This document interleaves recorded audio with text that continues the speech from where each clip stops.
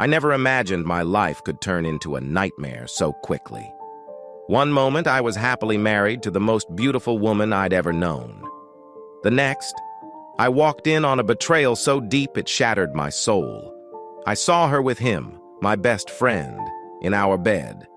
The rage, the betrayal, the unthinkable pain. It was all consuming. I confronted him, and in that moment, everything changed. My heart turned cold, my mind raced with thoughts of vengeance. This isn't just a story of infidelity, it's a story of revenge, of a man pushed to his limits. "Hey, boss." "Morning," Jake said back. "When did noon become morning?" Garrett asked, looking at his watch. Jake smiled. This was their usual routine. Since Jake owned the place, he didn't show up at 10 o'clock like Garrett, his longtime manager, who opened the bar and got everything ready for lunch at 11:30. Jake usually strolled in around noon, and Garrett loved to tease him about it. Jake was not just his boss. He considered Garrett a close friend. Their wives got along well, and they trusted each other like brothers. "Did the food delivery arrive yet?" Jake asked. "Yeah, the truck came about an hour ago." "Great. Did you check the meat this time? They gave us some that was almost expired last time." "It's kosher," Garrett replied with a smug smile. He had worked for Jake for almost 10 years, first as a bartender and then as a manager. He rarely forgot anything Jake asked him to do.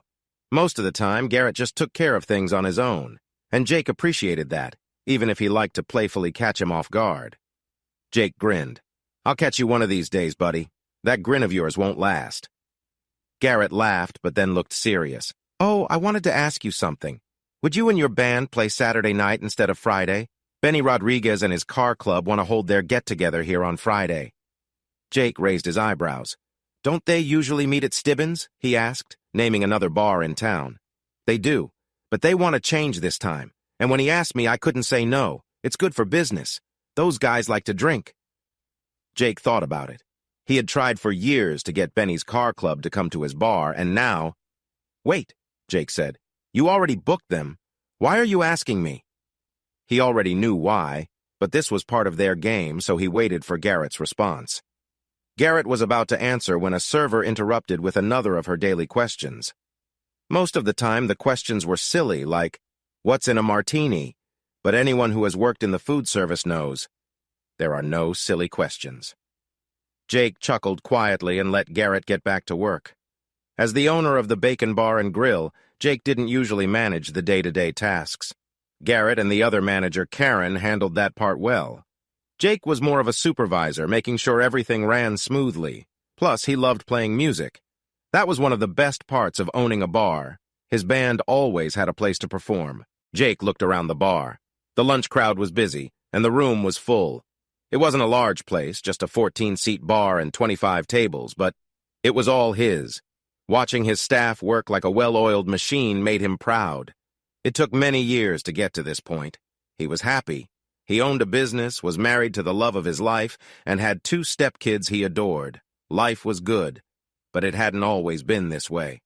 "Hey, Jake!" someone shouted from across the room, bringing him back to reality. Jake turned to see Casper Jones, the drummer of his band, sitting at a table with a few friends. He walked over, but halfway there he noticed a girl around 18 or 19 sitting alone. A feeling of familiarity hit him, and he locked eyes with her for a moment. Then, just as quickly, it faded. Shaking his head, Jake broke the stare and continued to join Casper. "What the heck, man? Why are we moving the gig to Saturday?" Casper complained. Some people at the nearby tables looked over but quickly returned to their conversations. Jake shook his head and laughed. Casper was the wild one in the band. He was still single and probably would always be. A new girl every week was typical for him, but he was a great drummer and fun to be around. "Garrett told you already, didn't he?" Jake stated. "Yeah, what's the deal?" Jake grinned. "You mean your plans for Friday night got messed up?" Casper looked shocked for a moment, then burst out laughing. Jake and the others joined in. "Can't get anything past you, Jake," Casper said. "You're a predictable guy, Casper. We all know you only joined the band for the girls," Jake joked, which made everyone laugh even harder. "Well, who can blame me?" Casper replied. "Girls love drummers." But moving to Saturday messes up my plans, man. I'll have to cancel on the girl I was going to see." "Why?" Sean, one of Casper's friends, asked. "What do you mean, why?" Casper had a surprised look. Seeing no one understood, he said, "The girl I was going to be with on Friday said she would do something special for me before the show. Now she can't." The whole table, except Casper, laughed again. Casper's face stayed serious. "So why can't she come Saturday?" Sean asked through his laughter. "Yeah, Casper," Jake pushed, curious about his response. "Seems like an easy fix to me." "Just have them change nights." "But Cindy, my girl for Friday night?" "Ms. Fun?" Sean interrupted with a smirk. "Yeah," Casper replied, ignoring the chuckles from the table. "Cindy said she'd only help me before I play because I'll be too sweaty afterward." Everyone was shocked. They didn't expect that answer at all. In fact, it wasn't even on most of their minds. What made it surprising was how serious Casper sounded. For a few seconds, no one said anything. Then suddenly, chaos erupted. Sean fell to the floor. His friend Carl gasped for air, and Jake stumbled back, bumping into the table. A guy at that table spilled his drink. Jake was laughing so hard he couldn't fix things, but thankfully Garrett was quick to help out while the busboy cleaned up. Once Jake calmed down, he apologized to the guy and offered to pay for his meal, which helped smooth things over. Jake turned back to the table as Sean asked, "Casper, what does that have to do with anything? You're not making sense." Jake couldn't help but chuckle. That was the same question he was thinking. "What do you mean I'm not making sense?" Casper asked, looking confused. "What Sean means, Casper, is that you should invite Cindy to the show on Saturday and ask your girl for Saturday to hang out on Friday," Carl explained, sounding like a father explaining something tricky. Casper thought for a moment and smiled. "Oh, that might work." Jake shook his head. "Okay, guys, I need to get back to work." Then, in a joking tone, he asked, "Could you do me a favor, Sean and Carl?" "Sure," Sean replied, and Carl nodded. "Make sure Casper here knows that today is Wednesday, and that Saturday is 3 days from now, not 2. He turned and walked away. As he left, he heard Sean and Carl burst out laughing again, and Casper said, "I know the days of the week, jerk." Jake chuckled as he walked back to the kitchen. He liked Casper. The guy was a little clueless, but he was fun to be around. As the lunch crowd finally went down, Jake found a quiet table to look over the books. He was trying to find a way to cut costs on some expensive items when he felt someone watching him. He looked up and saw the same girl sitting at the table. She was staring right at him. When their eyes met, he felt a strange sense of déjà vu again. It was odd that she had been sitting there for almost 2 hours. Why was she looking at him like that? Why did she seem so familiar? This was the second time he had eye contact with her, and it felt strong. But, like before, it faded quickly. He decided to figure it out. He looked at her closely. It was hard to tell since she was sitting down, but she seemed to be about 5'7" inches, with straight, shoulder-length brown hair, a bit messy. She had brown eyes and olive skin. She was a little skinny, but not too much. She wore a white t-shirt and jeans that looked like they needed washing. Overall, she was pretty for a girl around 18 or 19, if that's what you liked. At 38, he definitely didn't. After studying her a moment longer, he looked down at his books, trying to remember who she was. He could have sworn he had seen her before. Boss?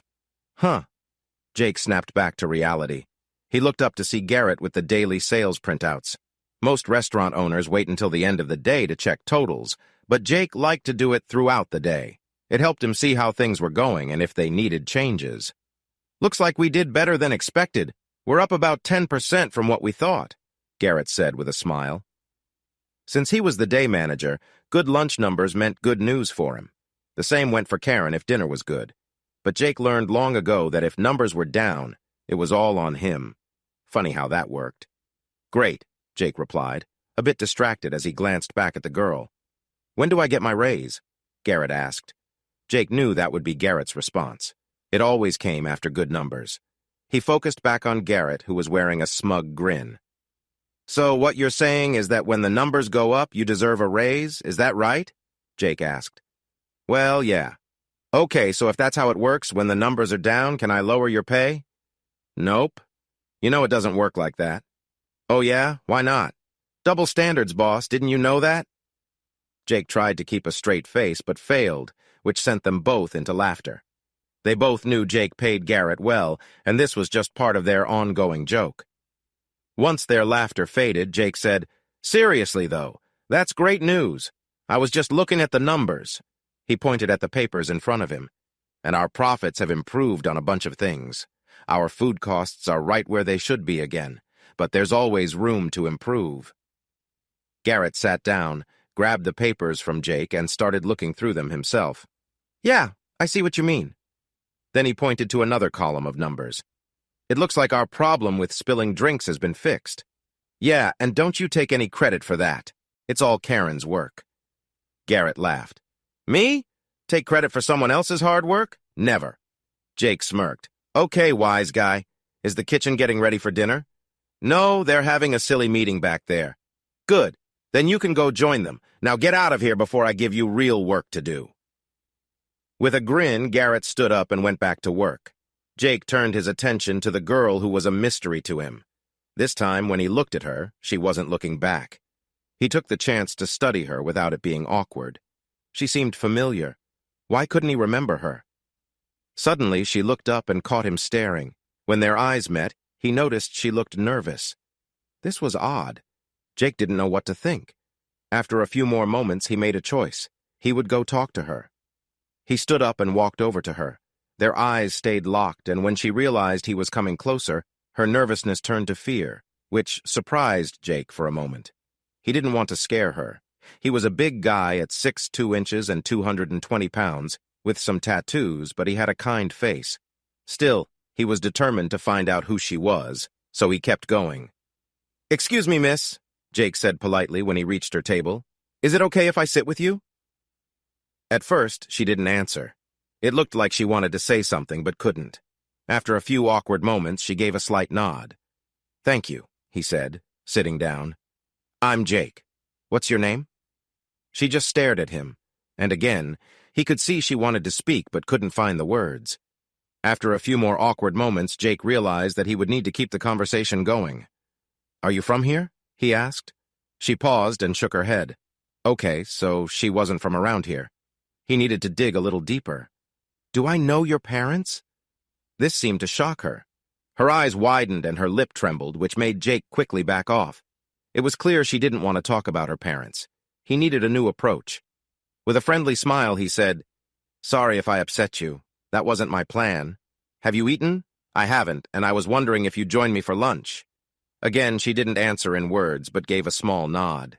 Jake smiled back at her and then called over Sophie, a red-headed server. "Hey, boss, what do you need?" Sophie asked. "We're both hungry. Can you order me a buffalo chicken bacon sandwich without fries?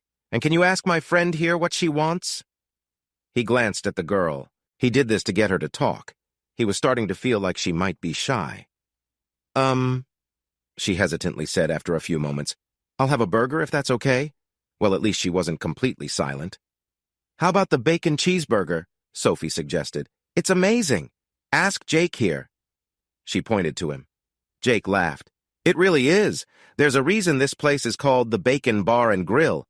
Everything has bacon in it. And if I may say, our bacon is the best around." Sophie laughed too, and for the first time the girl managed a little smile which made him pause. That smile looked familiar. Where had he seen that before? "Okay, I'll have that," the girl said. "Do you want anything to drink?" asked Sophie. Jake turned to the girl, encouraging her to go first. He wanted her to open up and help him solve the mystery. She looked at him, confused, until she realized he wanted her to order. She looked surprised, but then that smile returned, wider this time, as if she understood what he was trying to do. He laughed, and she returned his laugh. Then something hit him. That laugh.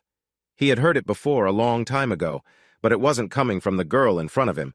It was the laugh of his ex-wife, who had made his life so hard he almost didn't recover. He looked into the girl's eyes, which looked a lot like his own, and suddenly he knew who she was. His heart raced, his face felt hot, his hands got sweaty. Tears started to well up in his eyes. "It can't be true, it can't be true," he kept repeating in his mind. He didn't know how long he sat there, but Sophie brought him back to reality. You okay, boss? You look like you've seen a ghost. Jake broke eye contact with the girl and looked at Sophie. His voice shook. Can you give us a moment, please? She nodded quickly and walked away with a concerned look. Jake turned back to the girl, and when their eyes met again, he saw that she knew he had figured it out. He cleared his throat. Ash! Ashley, is that really you? She nodded, trying to hold back her tears, but they flowed down her cheeks. Jake was stunned. He couldn't keep his tears back either. They fell freely, but he didn't care. He was finally seeing Ashley, his little girl. He couldn't believe it. No longer a little girl, but a young woman standing in front of him. Yet he could still see the little girl he lost when she was just 3. He had waited for this moment for so long, planning what he would say. But now he felt lost for words. Still, he knew he needed to speak.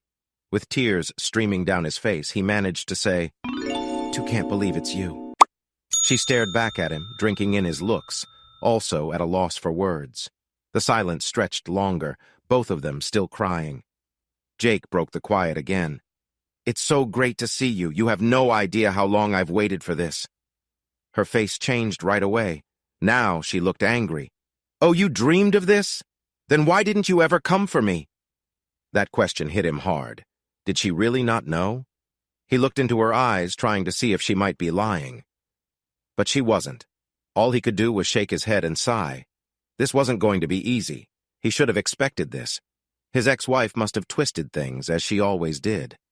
He needed to know what she thought she knew. "Ashley, sweetheart," he said softly, "I think we have a lot to talk about. But I want you to know, I would never have given you up." Ashley glared at him, suspicion in her eyes. It was clear she had been lied to all her life. "I don't understand," she asked. "What does that mean?" Jake took a deep breath. "It would help if you told me what you've been told. Then we can move forward." She kept glaring, a familiar look that reminded him of her mother. Wow, she looks just like her. I hope she doesn't act like her. "Okay," she said reluctantly. "Where should I start?" "Tell me what you were told about me." "I was told you hurt me, hurt Mom, then tried to take me away. So, Mom went to Kevin for help, and he said she should get a divorce and ask for full custody." Her tone showed she didn't really believe what she had just said. She was questioning everything, trying to understand what made sense. Jake found it intriguing and wanted to help her make sense of it all. But he had to be careful. She was delicate right now. He desperately wanted to hug her, but he held back. She was there for more reasons than she was showing, and he didn't want to mess it up. Looking her in the eye, he said gently, "Sweetheart, it seems like you don't really believe everything you just said." He paused to watch her reaction. He was right. Her eyes widened and her cheeks turned red. He needed to fix this. "Ashley, you're right to doubt those things. They're all lies." He thought back to what she had said. "Well, almost all lies. Kevin did tell your mom to get a divorce and ask for full custody, but that's about it." Just then, Sophie walked in with food and drinks. She set them down and quickly said, "Sorry for the interruption. Please ignore me," then rushed away. Jake looked at his food but lost his appetite. However, Ashley stared at her burger like she hadn't eaten in a while. That made him think. Her messy hair, her dirty clothes, and now her hungry gaze. He started to worry. His daughter was in distress. Something wasn't right, and he was determined to find out what was going on. "Let's take a break and eat," he suggested. "We can talk more after." "I'm starving," he lied. Ashley nodded and gave a small smile before digging in eagerly. Still, he couldn't shake off the feeling that something was wrong. She had been in the restaurant for over 2 hours. Surely she must have eaten earlier, yet she was acting like she hadn't. "You know what?" he said, pretending to remember something. "I need to check on something. I'll be right back. You okay here?" Ashley just nodded, her mouth too full to speak. Jake walked to the kitchen area where he found Sophie talking to Garrett and Joel. When they saw him coming, they stopped and stared. "What's up, man?" Garrett asked. "Everything cool?" Jake shrugged. "Yeah, I guess." "Look," he said, holding up a hand to stop Sophie from speaking. "I don't have time for a long story. That girl," he pointed back at Ashley, "is my daughter, Ashley. I haven't seen her in 13 years. Everyone's jaws dropped in shock, especially Garrett's. He knew Jake's past well, while Sophie only knew part of it. Garrett opened his mouth to speak, but Jake raised his hand again, stopping him. I can't chat right now, but I need to ask Sophie something. Did she order any food earlier? He nodded toward Ashley. Not much, just some fries and water. What's this all about, Jake? Garrett asked. But Jake was too focused to reply. Fries were the cheapest item on the menu, and water was free. With this knowledge, Jake felt sure he was right about something, and it was making him sad. Hey, Jake! Huh? Jake snapped back to reality. He glanced at Garrett. What did you say? Garrett laughed. Nothing. You were just somewhere else for a moment. Jake sighed. Yeah, I've got a lot on my mind right now. By the way, he said, changing the topic, I need to leave early today. Can you tell Karen when she arrives? Garrett nodded. Sure thing. Thanks, Jake said as he stood to leave. If I don't see you before I go, I'll see you tomorrow. Sounds good, boss. Then Jake had a thought. He turned back and said, Oh, Sophie. Yeah? Could you bring a vanilla bacon sundae to Ashley, please? He didn't wait for an answer and walked over to his daughter. When he reached the table, Ashley was finishing her burger. She was definitely hungry. Jake sat down and watched her eat, still trying to believe this was Ashley sitting in front of him. He looked at her face and knew he needed to help her. He didn't know everything, but he had seen enough to know he had to do something. When she noticed him staring, she blushed. He smiled back at her. She looked much happier than before. Then she glanced at his untouched sandwich. I thought you were starving. He smiled to reassure her. Oh, don't worry. I'm often too busy to eat. It doesn't bother me, he lied. Are you still hungry? You can have my sandwich if you want. No, I'm full. You were right. The burger was really good. Jake smiled and her blush deepened. But not too full for dessert, Sophie said, placing the sundae in front of Ashley. The sight of the big vanilla sundae topped with nuts, sprinkles, caramel, and bacon made Ashley's eyes go wide. Ashley looked between Sophie and the sundae, then gave a smile that made Jake's heart feel warm. It was the first real smile he'd seen from her in a long time. But then her smile faded. It looks amazing, but I'm full, she said quickly. But the look in her eyes and her tone told Jake she didn't really mean it. He guessed she might be short on money and didn't want to say so. He had to think fast. He didn't want to hurt her feelings. Yes, she was his daughter, and usually there's nothing wrong with a dad buying his daughter food, but this wasn't just any situation. This is for both of you, Sophie said. It's really big. I've never been able to finish one by myself. Jake shot Sophie a thankful look. She was smart and seemed to sense what was going on without knowing all the details. Turning back to Ashley, Jake met her eyes, which narrowed as if to say, I know what you're doing. Jake held her gaze until a small smirk appeared on her face. Sophie wasn't the only clever one. They looked at each other for a moment longer. Then Jake picked up a fork since Sophie only brought one spoon and started eating. A moment later, Ashley joined him. That was weird, Sophie murmured. Jake looked up, confused, his mouth too full to talk. Sophie looked back, amused. You really don't get it, do you? Jake glanced at Ashley, trying to see if she knew what Sophie meant. Her expression showed she was just as puzzled. That smirk, Sophie said, pointing to Ashley. It's just like yours, boss. Jake turned to Ashley and saw her matching surprised look. Then, almost at the same time, they both grinned. Sophie laughed. Wow, the grin too? I can't believe you didn't notice before. Just look at her eyes. That made Jake laugh loudly, and Ashley giggled, sending chills down his spine. Wow, that laugh sounds a lot like my ex. Then it hit him. Before he knew Ashley was his daughter, he recognized that smirk. It never occurred to him that it was his own. Now it seemed so clear. She had his eyes and some of his expressions. It was obvious they were related. Boss? Thanks, Sophie, Jake said, coming back to the moment. We're all good here. Sophie nodded and turned to Ashley. It was nice to finally meet you, Ashley. Your dad has told us a lot about you over the years. Ashley looked surprised, glancing nervously between Sophie and Jake. After a moment, she nodded slightly. Nice to meet you too, Sophie. As Sophie walked away, she called back, Hope to see you again. Ashley watched Sophie leave for a few seconds before turning back to Jake. His heart sank when he saw tears in her eyes. He reached out to take her hand. At first, she pulled back, but then she let him hold it. "Ashley, sweetheart, are you okay?" With her eyes down and in a soft voice, she asked, "You talked about me?" Jake sighed. The light moments they had shared were over. They both knew they had to face the truth. "Ashley," he said gently, "I have never stopped thinking about you." She looked up at him, her eyes filled with tears. He could see she wanted to believe him, but a lifetime of pain made her think he was a bad man.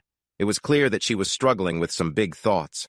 The way she acted made him think something must have happened recently to make her doubt everything she had been told. It was like the pieces of a puzzle didn't fit together anymore, and now she felt lost and unsure. He wanted to know what had changed, but he didn't want to push her. After holding his gaze for a moment, everything broke. But why would Mom lie to me all these years?" she asked, shaking as her body shook with tears. Without thinking, Jake stood up and quickly wrapped his arms around his daughter. He was surprised she let him, but he held her close and didn't let go. He let her cry on his chest, ignoring the few people still eating around them. "Why?" Ashley's cries filled the air. "Why would she lie to me?" He rubbed her back gently, whispering, "Shh, it's okay, sweetheart, just let it out." He kept saying it, feeling his own eyes fill with tears.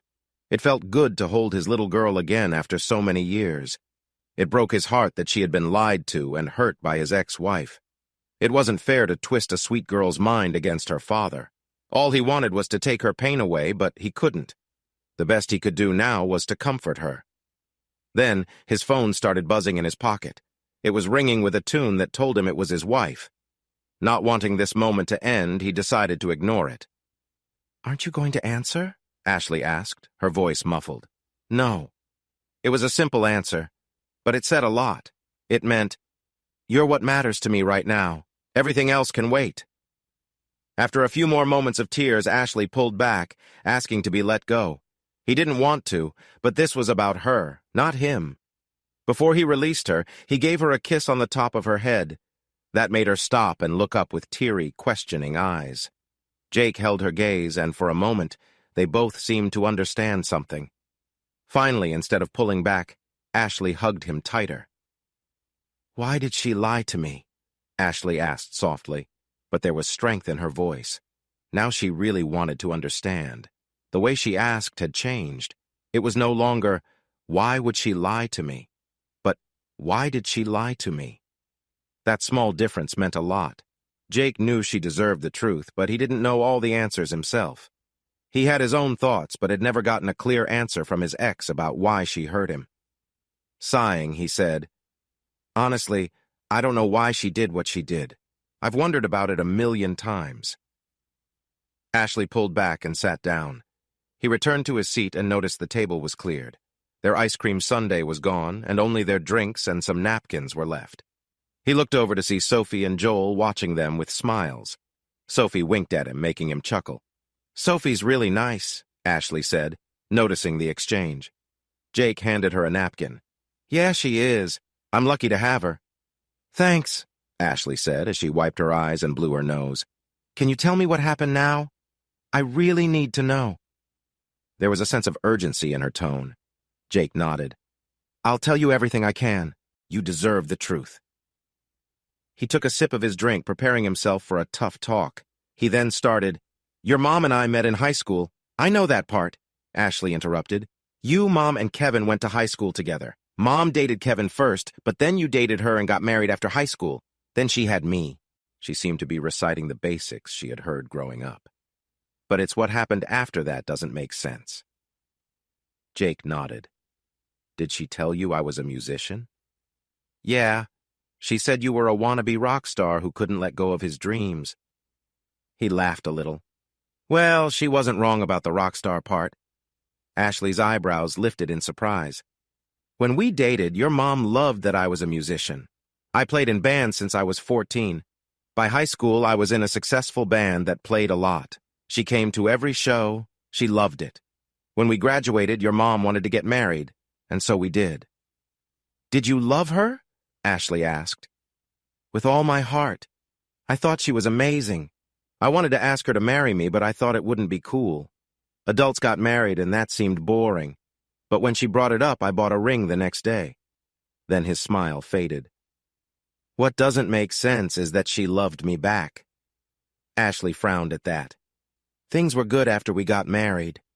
I was working as a bartender at a beach club during the week. I was making good money and playing music on the weekends. Your mom was answering phones at a spa. What happened next? Ashley asked, sounding upset. Jake could see her thinking hard. How did it all go so wrong? I really don't know, he said honestly. Things were good. Your mom was pregnant, and we were saving up to buy a house. Jake stopped for a moment, looking into the distance. He sighed and continued. When you were born, everything got even better. She was so happy. We both were. Or at least I thought we were. Ashley looked at him with doubt. He could tell she was trying to compare his story with what she had heard before. And then, just before your 3rd birthday, everything fell apart, he said, frowning. One day I came home and found your mom and Kevin in bed together. He felt embarrassed, realizing he had said too much. Ashley did not react to his mistake. She had a serious look on her face. She didn't like where the story was going. Imagine my shock to see the woman I loved with that guy, he said. I never liked Kevin. We knew each other, but there was something about him that bothered me. I knew they dated in high school, but your mom never said they were still close. Jake paused, searching for the right words. He sighed and went on. Looking back, what I did next made everything worse, and I'm sorry for that. He waited, watching her face for a reaction, but she looked blank. He continued, I lost it. I grabbed him and hit him, broke his nose and some ribs, and what made it worse was that your mom was trying to protect him. The memory still hurt him deeply. He came back to the moment when he felt Ashley's hand in his. He looked at her and saw anger in her eyes, but he knew it was not aimed at him. She was angry about how they were treated by someone who said she loved them. Still holding her hand, Jake lifted it to his mouth and kissed it softly to show his gratitude. She smiled back a little. Any doubt she had about her mom faded there. Yes, she looked like her mom, but she was kind like him. That meant a lot, considering who raised her. Jake sighed again and continued. I was so mad and hurt that I stormed out with you in some of your clothes, and I went to my mom's house. Where was I when Mom and Kevin were, in bed? She asked suspiciously. You were in your room. Ashley frowned at that. What happened next? I don't remember much. Everything is a blur, but the next day the police came and arrested me for fighting and suspicion of kidnapping. Jake shuddered, thinking back to that day. Finding his wife with another man was terrible enough, but it being with Kevin made it even worse. He never saw it coming. Until that day, everything seemed fine. That's awful! Ashley shouted, pulling him from his thoughts. Jake looked at her, questioning. She was deep in her own thoughts. Ashley? Jake called, trying to get her attention. Coming back to reality, Ashley exclaimed, She lied to me! She totally lied to me! This time, Jake reached across the table and took her hand to comfort her. It broke his heart to see her upset. I'm so sorry, sweetheart, was all he could say. She was angry, and he guessed why. He knew his ex's side of the story from court papers, and it was clear she had been told that version. But he was amazed at how quickly she believed him. Just a little while ago, she had doubted him. Now, he could see her making connections and filling in the blanks. Slowly, she seemed to be figuring things out. He wondered what made her question what she'd been told. He needed to hear her side, but first, he needed to finish his. Are you okay? He asked softly. Do you want to stop for now? No, I need to know. She lied to me. She said you hurt her and threatened to take me away if she told anyone. She paused, looking for his reaction. Jake kept his face calm. This was what he expected. This was his ex's story. She told me Kevin found out the truth and tried to help her. When you found out she told Kevin, you hurt him and took me, just like you said you would. He grimaced. Yeah, that sounds like your mom's version. You knew that? Yeah, I read it in the court papers. I was shocked when I saw them. Court papers? Jake sighed, feeling heavy again. Yes, court papers. After I got arrested, your mom, with Kevin's help, made a lot of false claims. Besides the fighting charges, she filed for divorce, saying I was cruel. Tears filled his eyes. And to make things worse, she tried to take my rights as a parent, saying I hurt you. How could she do that? Ashley said, angry. Isn't proof needed for claims like that? He wiped his eyes. Well, she had bruises on her. That made Ashley's eyebrows raise. Seeing her reaction, Jake continued to calm her fears. I've never been able to find out for sure, but I think one of two things happened. She might have gotten the bruises when she jumped in to help Kevin, or she might have hurt herself to support her story. Jake watched Ashley's face for her reaction to his thoughts. Her eyes were narrowed, and he could see she was deep in thought. When she didn't reply, he continued. And about those claims against me, you were coached to say those things. That statement really surprised her. What? Her loud reaction made him flinch. He quickly glanced around, remembering they were in his workplace. Thankfully, the place was almost empty. They were in that awkward time between lunch and happy hour that all restaurant owners dislike. Looking back at her, he was taken aback by her anger. She had shown some anger before, but now she was really upset. What do you mean I was coached? She asked through clenched teeth.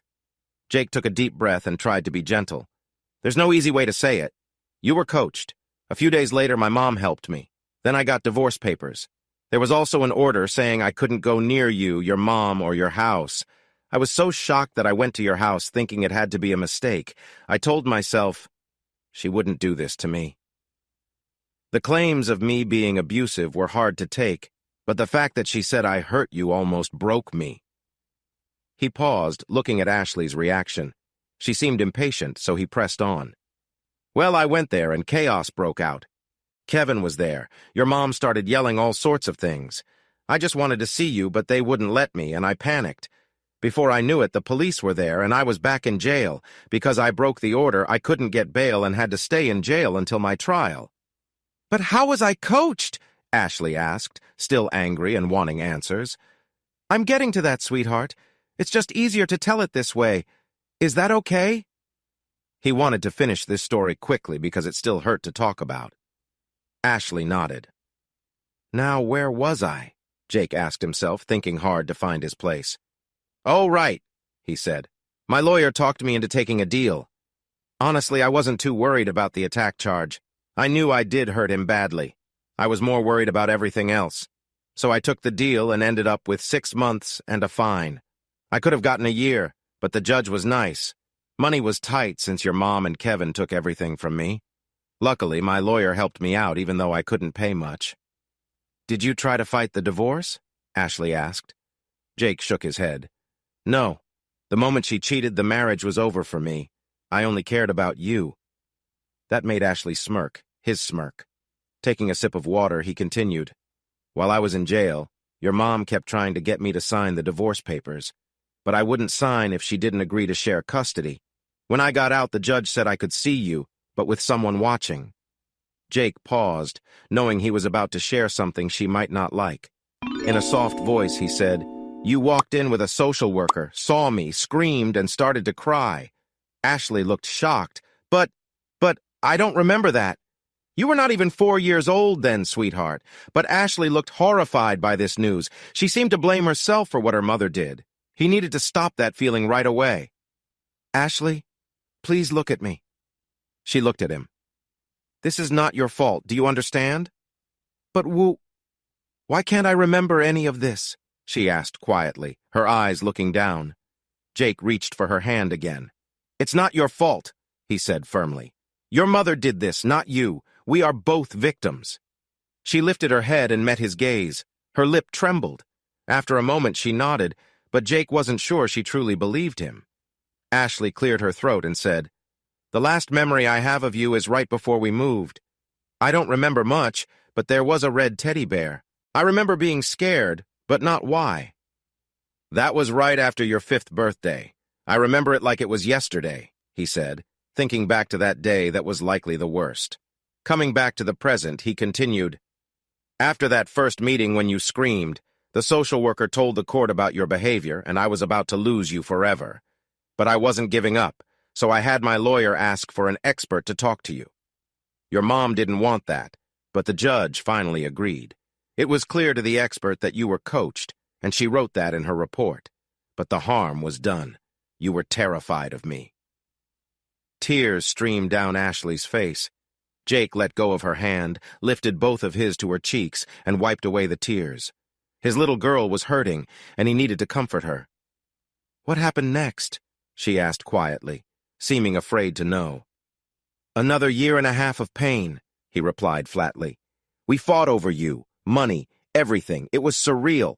Looking at your mom during that time felt like seeing a stranger. She went from the woman I loved to someone cruel and filled with hate."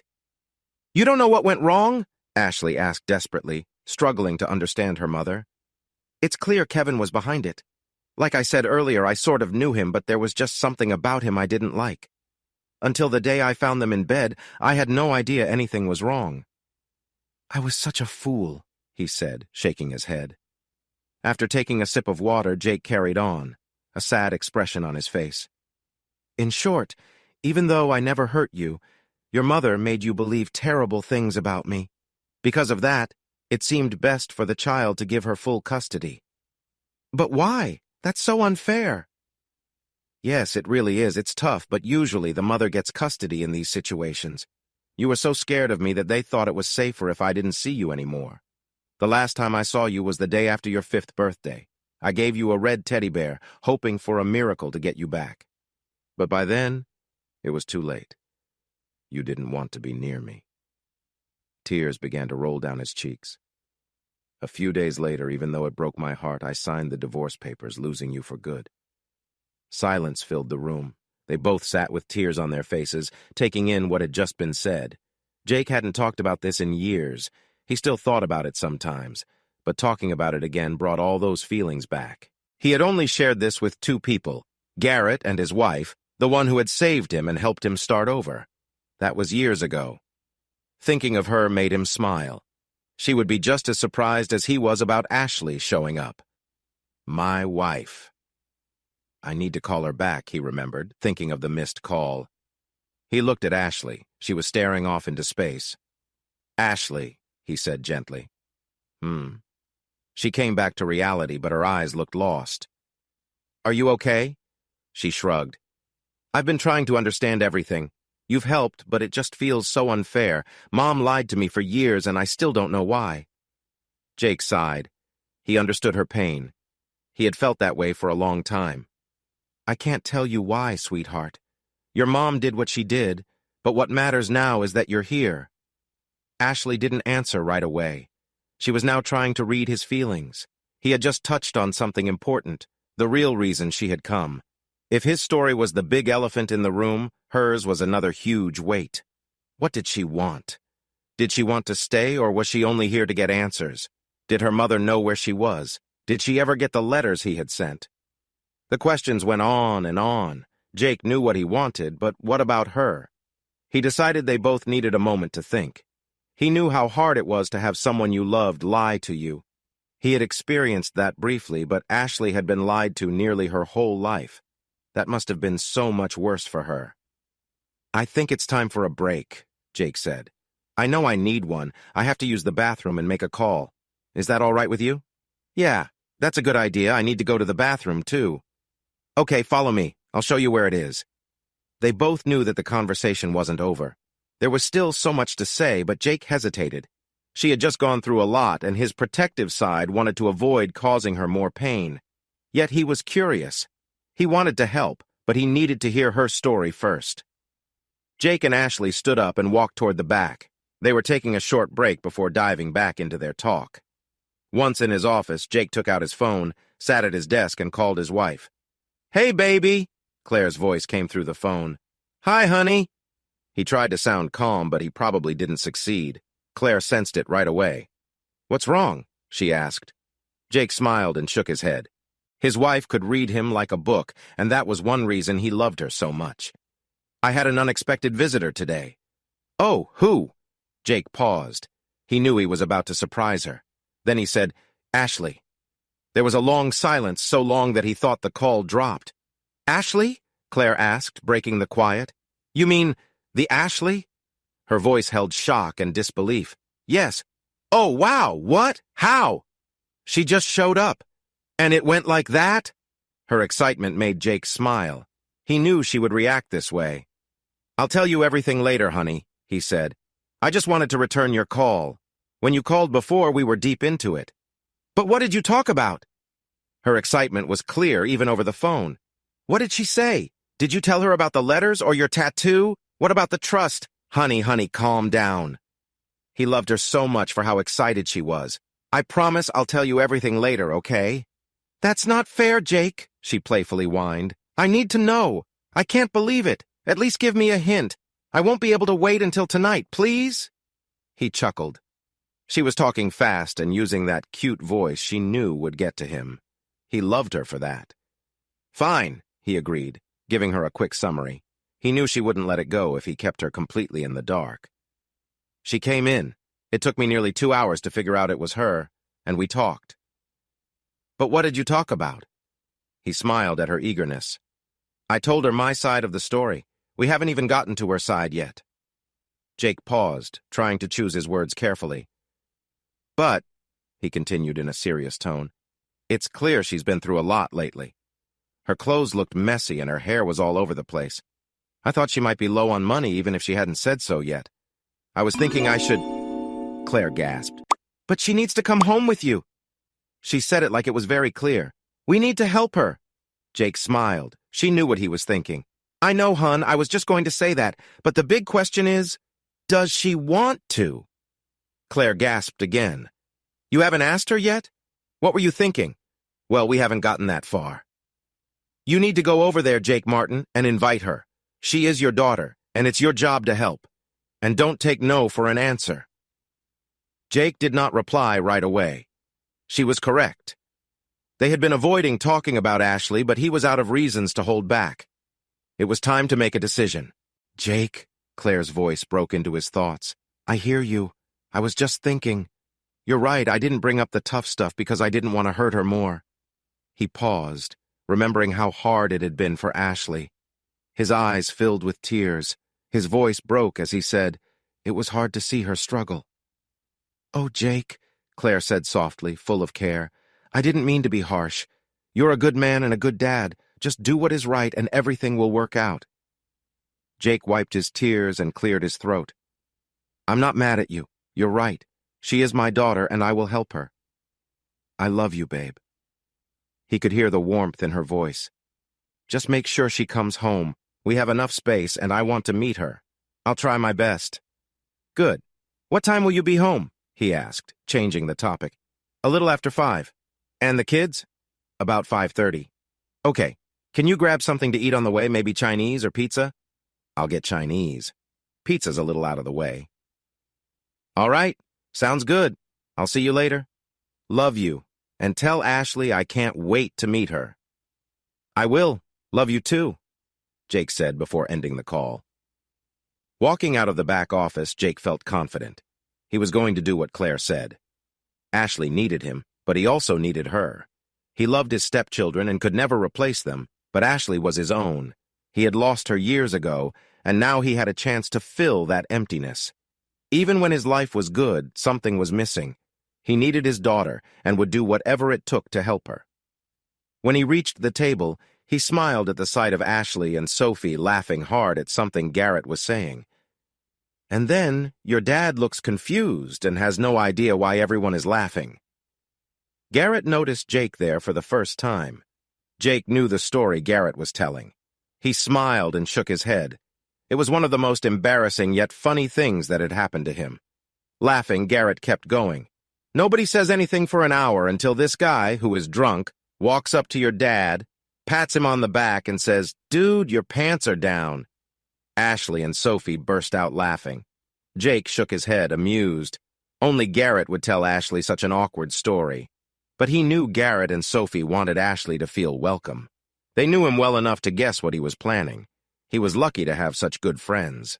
"And then," said a nearly hysterical Garrett, "your dad reaches back and—" "Okay, that's enough," Jake interrupted, trying to look serious. "Ashley doesn't need to hear this." Garrett and Sophie pretended to look sorry, but they couldn't hold back their laughter. Jake tried to stay stern, but soon joined in the fun. Ashley laughed too.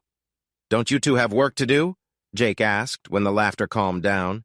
Garrett wiped tears from his face. Yeah. But we wanted to give Ashley a little taste of who her dad really is." Yeah, boss, Sophie teased with a grin. She needs to know what she's getting into. Ashley giggled, which made Garrett and Sophie start laughing again. What am I going to do with these two? Is there a picture from that night? Garrett asked. Ashley and Sophie looked shocked. That's enough, Jake said firmly this time. He tried to keep a straight face, but Garrett's grin made him chuckle again. He could never control Garrett. All right, I mean it. Back to work. We're leaving soon. Happy hour starts soon. Now go. Garrett stood up. Okay, we're leaving. He looked at Ashley. It was nice to meet you. Yeah, Sophie said, giving Ashley a hug. We tease your dad, but he's a good guy. Don't forget it. Ashley hugged back. I won't, and thank you for everything, both of you. Sophie let go, winked at Jake, and followed Garrett to the kitchen. They're really nice. I like them, Ashley said as she sat down. Jake smiled. Yeah, they are great.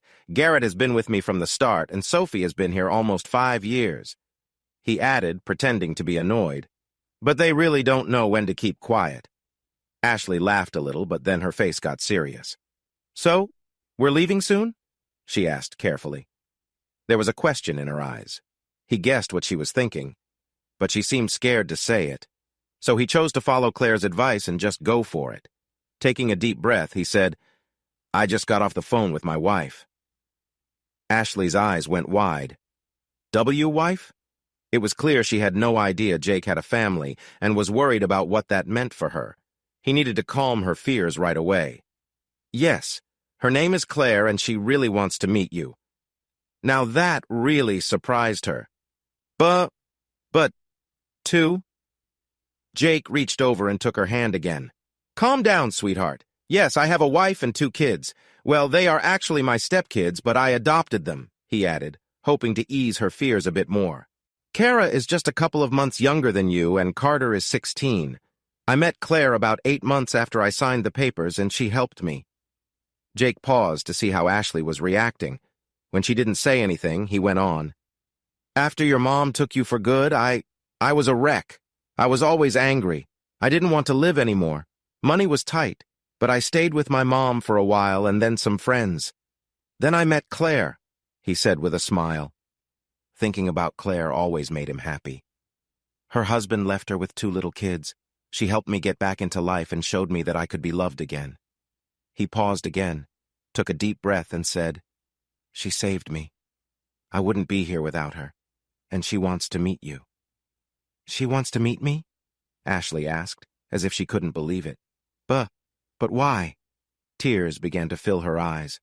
Yes, she knows all about you. So do Kara and Carter. They would all love to meet you. They would? She asked in surprise. He smiled. Yeah, Claire's exact words were, Tell Ashley I can't wait to meet her. So, will you come with me? Hope appeared on her face. So he continued, And more importantly, I want you to come home, Ashley. He wanted his daughter home, but was this what she truly wanted? He noticed that she heard him use the word home. He wanted her to come home, and if she had any doubt about what he wanted, it just vanished. Holding his breath, he waited for her answer. She didn't say anything for almost a minute. It looked like she was deep in thought. He realized he had been holding his breath. When he exhaled, it snapped Ashley back to reality. Her tear-filled eyes met his. Then she said, Okay. Tears started to fall down her cheeks. Without thinking, he stood up and hugged his daughter tightly. This time, she didn't fight it. She accepted it willingly. Ashley held on to him like she needed him. He wondered if she remembered what it felt like to be hugged by a dad. He didn't think that guy Kevin would hug her like this, but that didn't matter now. His little girl was coming home where she belonged. Caught up in the moment, he said the first thing that came to his mind. I love you. Ashley tensed in his arms. He held still. Did he just ruin the moment by speaking? He felt stupid, but his worry disappeared when she sighed and relaxed against him. He hoped she would say it back, but she didn't. It was okay, though. They had time to make up for everything they had lost. You okay? He asked, breaking the silence. Yeah. Why don't we get out of here and go home? Ashley pulled back, looked up at him and nodded. Letting go of her, Jake was surprised to see Ashley pull out a small suitcase from under the table. He hadn't even noticed it was there. She smiled shyly at him. Taking her hand, he led her through the room, nodding to a smiling Garrett, and out the back door where his truck was parked. He tossed her suitcase in the back, helped her inside, got in the driver's seat, and drove off toward home.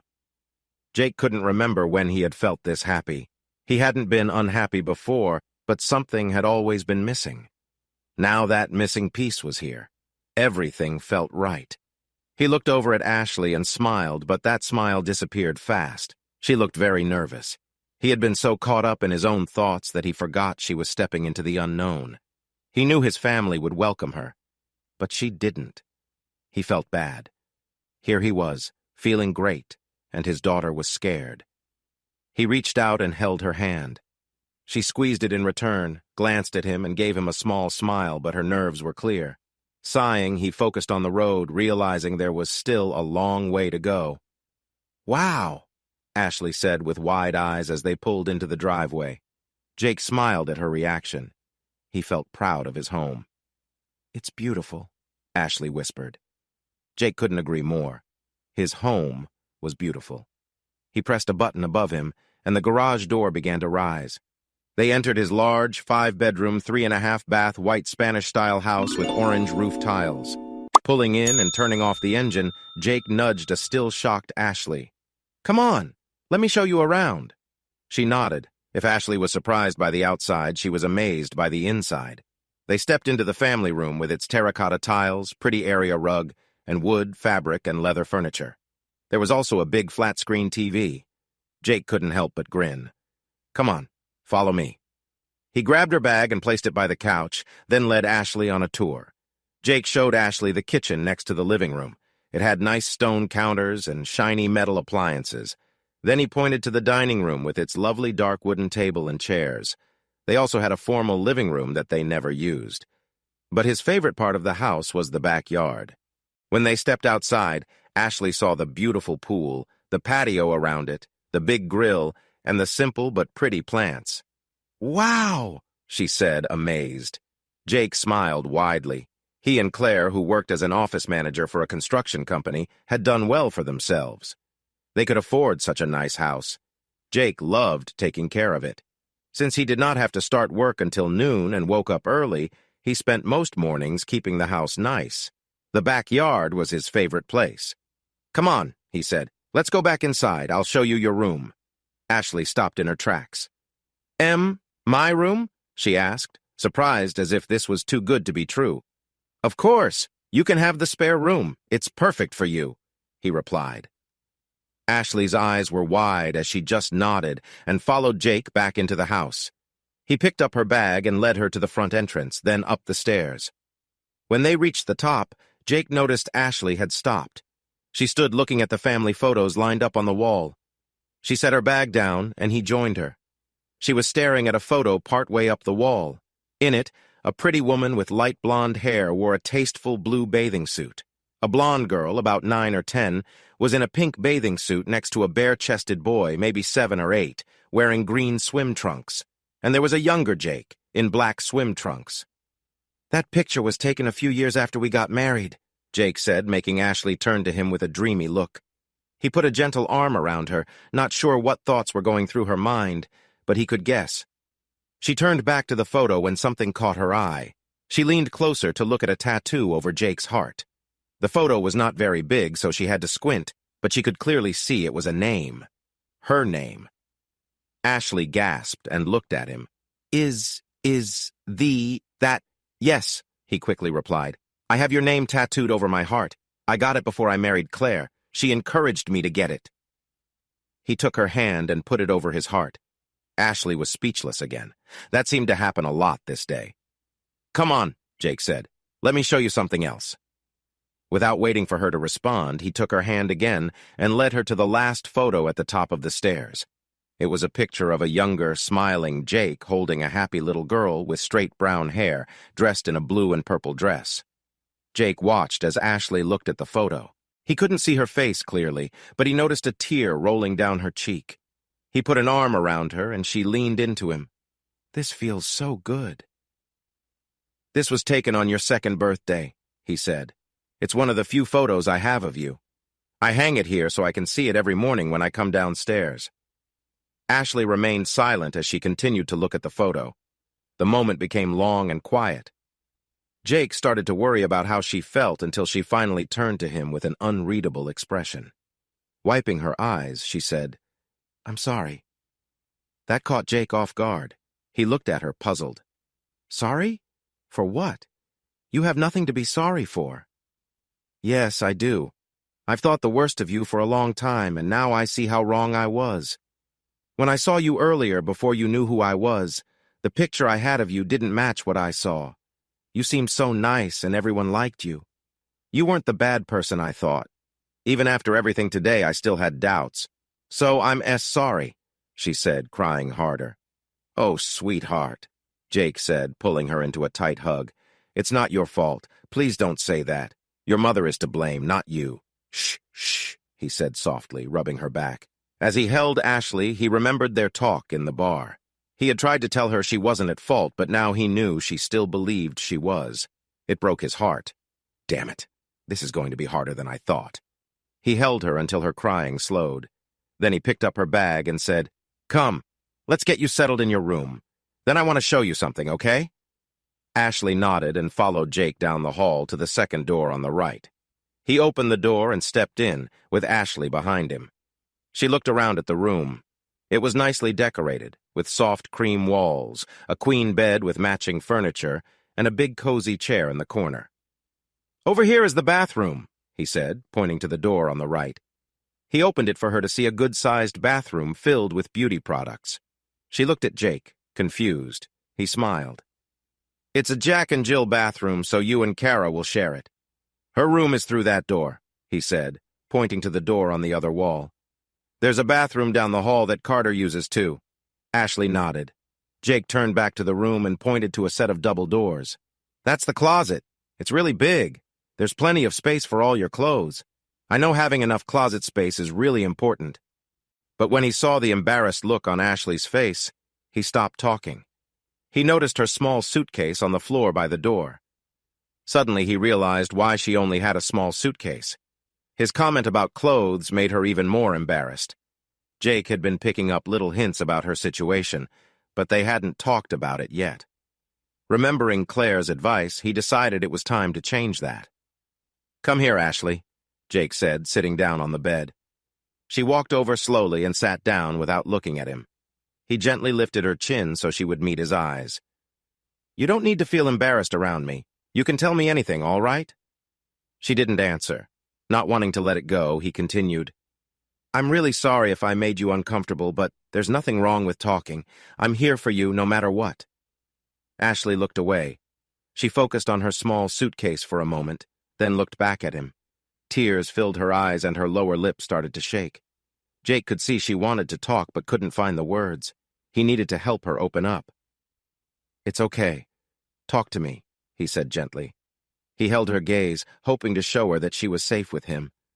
After a moment, she nodded slightly, and then she started to spill everything. "I need help. I don't know what to do. A week ago, I found out my mom has been lying to me. I didn't know where to turn, so I found you. I need to know the truth. I have nothing left. My things were stolen. I have no money or anyone to help me. Please, help me." Jake hugged her tightly again. She shook as she cried, and he felt heartbroken seeing her in so much pain. He wanted to take her hurt away, but didn't know how, so he just held her. When her crying calmed down a bit, he let her go and handed her some tissues from the nightstand. She wiped her tears. Cupping her face, he made her look at him again. "Ashley, you do have people who care about you. You have me, Claire, Kara, Carter, Garrett, Sophie, lots of people. You are not alone. Do you understand?" Ashley looked at him, but she didn't seem to believe it. He could tell she was having trouble accepting that so many people wanted to help her. It was clear that growing up, her mom hadn't provided her with enough support. It would take time for her to believe this new idea. Talking about it wouldn't be enough. It would take actions from him and his family to prove it. In disbelief, she said, "But how can so many people who don't really know me want to help?" "Because that's what family does. You might not know each other well yet, but you are family, and family helps each other." She still looked unsure. It was time to show her that he really meant it. "Come on, follow me," he said as he stood up and took her hand. He led her to the door across the hall to his office/music room. Ashley's eyes widened when she saw all the guitars on the walls. Jake and Claire didn't spend a lot of money on fancy things, but guitars were different. Jake loved guitars. "Sit," he instructed. Ashley sat on the sofa across from his desk. Jake took a seat in his chair and said, "I know it's hard to accept that you have support. It can be overwhelming, but it's true. It will take time for you to feel comfortable, but you have a home here for as long as you want. You're my daughter, and this is your home." He spoke with strong feeling to make sure she understood. He could see she still didn't fully believe it, so he needed to show her he had thought about her all these years and wanted her here. He opened a drawer and took out a manila folder filled with papers. He paused for a moment to gather his thoughts, hoping this would ease her fears. He opened the folder and pulled out several sealed envelopes marked "Return to Sender" in red ink. "Here," he said, handing them to her. Ashley took the envelopes and looked through them, reading the addresses. When she finally reacted, it wasn't what Jake expected. "Ashley?" he asked, surprised. "That woman!" she exclaimed angrily. Jake was taken aback. Something was clearly wrong, and he needed to know more. "Wait here," she said, standing up and leaving the room. Moments later, she returned with her suitcase. Seeing his puzzled expression, Ashley opened it and pulled out a stack of her own envelopes. The envelopes were already opened. "Here," she said, handing them to him. "I found these last week." Jake took a quick look and recognized what they were. They were the 12 letters he had sent to Ashley over the past year. He knew she was too young to read them, but he hoped his ex would read them to her. Deep down, he knew she probably wouldn't, but sending them made him feel a bit better. In each letter, he wrote about how much he missed Ashley and how much he loved her. Even though he never got a reply, he kept sending the letters until the 13th one was returned, marked "Return to Sender." He tried sending it again, thinking it was an accident, but it came back once more. He wasn't sure if they had moved or if his ex was sending them back. He sent 4 more, but they all came back too. That's when he knew it was over. He remembered how sad he was and thought that if it weren't for Claire, he might not have gotten through it. "She hid them from me," Ashley said, breaking into Jake's thoughts. He looked up and saw her glaring at him, clearly upset. "How did you get these?" he asked. Ashley looked down for a moment, took a deep breath, and when she looked back at him, she seemed strong. Jake felt a rush of pride seeing this strength in his daughter. She had been through a lot, but was showing a courage that reminded him of himself. "About a week ago," she said, "we got kicked out of our apartment." This surprised Jake, but he stayed quiet while she spoke. "When I got home from school, all of our things were on the street. Most of it was gone. Almost all my clothes were missing. So was most of our furniture." She paused, looking troubled. Jake didn't know what to say. He wanted to hear her story. Even though it would be hard for Ashley to share, he thought it would help her in the long run. He learned that hiding things only made everything worse. She continued with a serious face. "Mom lost her job. She had a boss she hated. She never told me exactly what happened, but they fired her. I had a part-time job, but it wasn't enough to help. She didn't tell me how bad things were. I came home on the last day of school to find all our stuff on the curb and a note on the door. I started Wait, Jake interrupted. Something didn't make sense. "What about Kevin? Doesn't he have a job?" Ashley looked puzzled for a moment, then her face changed as she understood.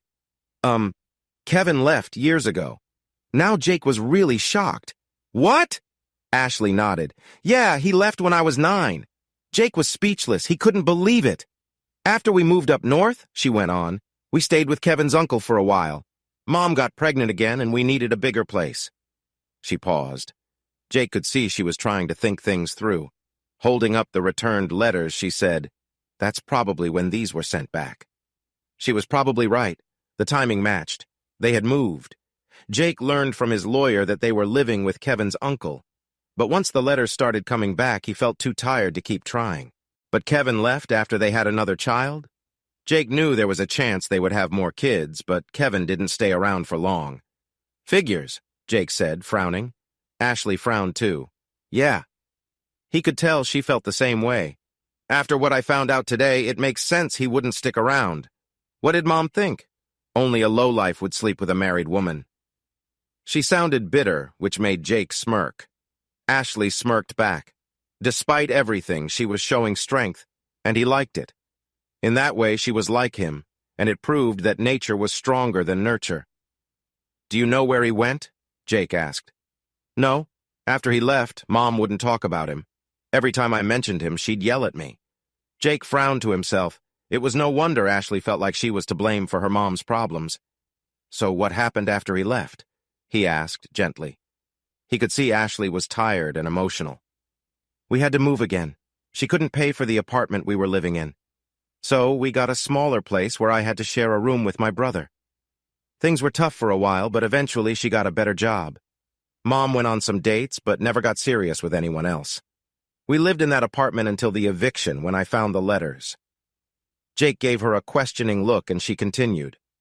"I started looking through the pile of stuff to see if I could save anything. I picked up whatever clothes and personal things I could find." She started to breathe faster. "Then I found some boxes I'd never seen before, and that's where I found the letters. I read them and realized Mom had hidden them from me all this time, so I decided to get the truth myself." "Does your mom know you found them?" "Yeah, I confronted her," she replied, frustrated. "She denied everything. When I showed her the letters, she still tried to deny it, but I knew she was lying by the look on her face. She made up some story that it must have been Kevin's fault. I know for sure Kevin wouldn't have kept them. He hated you." Ashley was furious now. "I really lost it and had to know the truth. We ended up in a big argument and said some awful things to each other. I told her to leave me alone, and then I walked out. I went to a friend's house, searched for you online, gave my job notice, and bought a bus ticket with my last paycheck. I had to see if what I heard was true." She took a deep breath when she finished. Jake didn't know what to say. He had thought about what her life might be like all these years. Many ideas had crossed his mind, but now that he knew the truth, he felt confused. They sat quietly together. He looked at Ashley, and his heart ached. She looked so tired, as if she just wanted to sleep. He knew it was time to finish their talk, but there were still a few more things to discuss. "Did Kevin treat you all right?" he asked. He needed to know this for his own peace of mind. The idea of Kevin being rough with his little girl made his stomach churn. She shrugged slowly. "I guess. He always reminded me that he wasn't my real dad, and he never hugged me or anything like that, but he didn't treat me badly either." She paused. Jake could see that she was having a hard time finding the words. "It's okay," he said. "Just say what you're thinking." Her lip shook a little. She tried to speak, but then stopped. The silence stretched on. Just as Jake was about to encourage her again, she finally said, He always said you were a bad person, and I believed him. I'm sorry." Jake stood up and pulled Ashley into a big hug. He wanted to make sure she knew it wasn't her fault. "It's not your fault. You didn't do anything wrong. You don't need to be sorry." He felt her shaking in his arms, but this time there were no tears. She seemed completely out of tears. "But it is my fault," she said quietly. "I should have known. I listened to them, and I believed it. Those people. Why did they do this to her?" He had tried to keep his anger in check for Ashley's sake, but now that he knew everything, his anger bubbled up. Ashley thought she was to blame for what happened to her, and he wanted those people to pay for it. In that moment, holding a shaking Ashley close, he felt like hunting down his ex-wife and the man who hurt her. What they did to his little girl was not right. He could feel himself starting to shake with anger. Damn them! As his anger grew, Claire's voice came to him gently, calming him down. "Breathe deeply. Don't let the anger take over. I'm here, and I love you." He could almost hear her as if she were right there with him. Taking her advice, he took a deep breath, and slowly his anger began to fade. He learned long ago that holding on to anger was dangerous. It affected everything in your life in ways you wouldn't expect.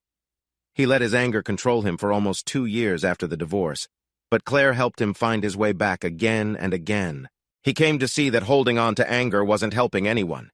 He needed to stay calm for Ashley. Losing control now would not help her. As he focused on the moment, he could still feel Ashley shivering in his arms. "Are you okay?" he asked. "PP, please forgive me." He pulled back, forcing her to look him in the eye. She looked so sad. With a cracking voice, he said, "You have nothing to be sorry for. You didn't do anything wrong. Please don't blame yourself. She held his gaze. He could see that she wanted to trust him, but the guilt was too heavy right now. She needed more time. More than anything, she needed a good rest. He wanted to tell her about the money set aside for her, but that would probably be too much right now. There was always tomorrow. It's okay, he said more for himself. But you know what? She looked at him with curiosity. The most important thing is that you're here. You're safe, and I won't let anything bad happen to you again. He kissed her forehead, pulled back, and smiled. And we'll get you new clothes. I'm sure Claire and Kara would love to take you shopping. They enjoy that a lot. She looked speechless, like she had finally hit a wall. Why don't we stop here for now? He suggested. She nodded. Come on, let's get you settled. He let her go, grabbed her bag, and led her back down the hallway. Why don't you relax for a bit? Claire should be home soon with dinner. Ashley nodded and then asked, I take a shower? Of course, just follow me and I'll show you where the clean towels are. Jake looked at his watch. It was 5:16. He sat at the kitchen table with a beer, replaying the day's events. Everything felt unreal. That morning he had gotten up and gone to work like it was any normal day, yet it turned into something completely different. He struggled to find the right words. Was it a miracle? He wasn't a religious man, but over the years he had whispered many prayers to whoever might listen. Had his wishes been answered? He sighed. Whatever it was, he still couldn't believe it. Ashley, his little girl, was asleep upstairs in her new room. Tears of joy filled his eyes. Wiping them away, he smiled, remembering the moment he saw her just an hour ago. After he let her shower, he went back into his office to gather the papers he needed to show her. He picked up the phone and called the bar to let them know he wouldn't be working the next day. After handling that, he went to check on Ashley. He listened at the door and didn't hear the shower running, so he knocked. When no one answered, he opened the door and saw Ashley, freshly showered and fast asleep under the covers. He walked quietly to her bed and watched her sleep, remembering how much he loved doing that when they were younger. She looked so peaceful. The sound of the garage door opening brought him back to reality. He looked up as Claire came rushing in, her arms full of bags of Chinese food. She looked excited and was searching the room. "Where is she?" she asked, her eyes wide with curiosity. "She's asleep," he said with a smile. Claire's face fell a little, but then changed to understanding. "I guess it was a tough day?" Jake nodded. Claire set the food down, walked over, and sat in his lap. She wrapped her arms around his neck and gave him a quick kiss. Pulling back, she looked into his eyes. "So, what's up?" "What do you mean?" he answered, confused. "What happened?" That was a big question. He closed his eyes, trying to think. What had happened? He still didn't understand it all. Where should he even start? He needed. Suddenly he felt Claire's hand on his cheek. "Come back to me, baby," she said softly. He opened his eyes and saw her face close to his. He leaned in and kissed her again, feeling a rush of warmth. When they broke apart, Claire smiled at him so sweetly that he felt like the luckiest man alive. "So, what happened?" she asked again, eager for answers. He frowned. "They really hurt her. She thinks it's her fault, and I can't seem to change her mind." He could feel his anger rising again. "I don't know what to do." Then Claire's voice soothed him. "Calm down, baby. Don't let the anger take over. Just breathe." Her words were real and helped him. He found himself chuckling as his anger faded. He loved her for moments like this. "What's so funny?" she asked, looking puzzled. "Nothing much. The important part is how we can help her. I really don't know what to do." "That's easy," Claire said. "Easy?" He didn't believe her. "Yes, easy. We just need to be there for her. It will take time, but she will get better." She paused, then added, "Maybe therapy could help." "Therapy?" Jake repeated, unsure. "Yes, therapy. I know it's not your favorite thing, but that's not it. I know. But remember how stubborn you were when we first met? You wouldn't let anyone help, not even me. I had to practically drag you into it. But once you let me help, things got better." She looked at him earnestly. "Right?" Jake thought about it. A lot of people had pushed him to go to therapy, but he had always preferred to handle things alone. At first, He resisted Claire's help, but eventually he let her in. Was he being stubborn again? With Claire by his side, he felt he didn't need any help, but he also learned how to accept support from others. And she was right. Things had turned out much better. "You're right," he said, leaning in for another kiss. When they pulled away, Claire smiled. "I knew it." Jake laughed. "We'll think about therapy for her, but only if she wants to." "Agreed, but we may need to encourage her. She might be as stubborn as her dad." She gave him a playful look. Jake laughed again. "Sure, but I don't think she has any health insurance. We didn't talk about it much, but I doubt she has any. I'll ask Joan at work to get her on our family plan." "Good idea, and there's more. She doesn't have much left. All her clothes were taken, so I told her you and Kara could take her shopping." Claire gasped. "Oh, poor thing. We'll help her with whatever she needs. Kara will be excited about shopping. Speaking of Kara, how do you think the kids will react?" "Oh my gosh, they'll love her, especially Kara. She has always wanted a sister. And Carter? He's easygoing. He'll just roll with it." Jake smiled. "That's what I thought. What do you think about offering her the same deal we did for Kara and Carter?" "Of course," Claire said, sounding surprised he even asked. "Did you tell her about the trust fund yet?" "Not yet. I was going to, but—" His voice trailed off. "Oh, baby, don't worry. Everything will be okay." She leaned in and kissed him lovingly again. He adored her optimism. He didn't know what he would do without her. They were interrupted by the sound of the garage door opening. Jake turned to see Kara walk in, her dirty blonde hair bouncing as she came. "Oh, good! Chinese food! I'm starving! I'm going to head upstairs to Chan," Kara said, then stopped suddenly. She noticed the looks on their faces. "What's wrong? Did something happen?" She could tell something was off. Jake looked at Claire, silently asking if he should tell Kara. She nodded. Clearing his throat, he turned to Kara. "I had an unexpected visitor today." "Who?" "Ashley." "Ashley?" she asked, her face confused. "The Ashley," Claire added. It took a moment, but then it clicked for Kara. "Wait, you mean—" She stared at Jake, her eyes wide. He nodded slowly. "Oh my God! Really?" "Yes." She looked around the room as if expecting Ashley to jump out at her. "Where is she?" "She's sleeping upstairs." "Oh my gosh, are you serious? How? What happened?" Jake laughed softly. "Yes, sweetheart, I'm serious. I'll explain everything at dinner." Kara nodded, looking too shocked to say much. "Let me set the table," Claire said as she got off Jake's lap, giving him another quick kiss. "Have you heard from Carter?" she asked Kara. Kara didn't answer right away. She stood still for a moment, then shook her head as if waking up from a dream. "Oh, yeah. I talked to him about 10 minutes ago. He's stuck in traffic. He'll be home any minute." "Good." Then Kara, who Jake always called his little chatterbox since she came into his life, jumped into his arms and started talking fast. "Oh my gosh, Dad, I can't believe this. This is so exciting. I'm so happy. What's she like? Oh my gosh, I'm going to have a sister. That's so cool. What does she look like? Where has she been? Where is—" Jake chuckled as she kept going. He looked at Claire and saw she was amused by Kara's excitement too. If he had any doubts about his family accepting Ashley, they vanished. But he was still worried. How would Ashley handle all of this? Jake's phone buzzed. He stopped raking leaves and wiped his hands on his shirt. He pulled out his phone and saw a text from Claire. It said, "Finished shopping. Be home in 10.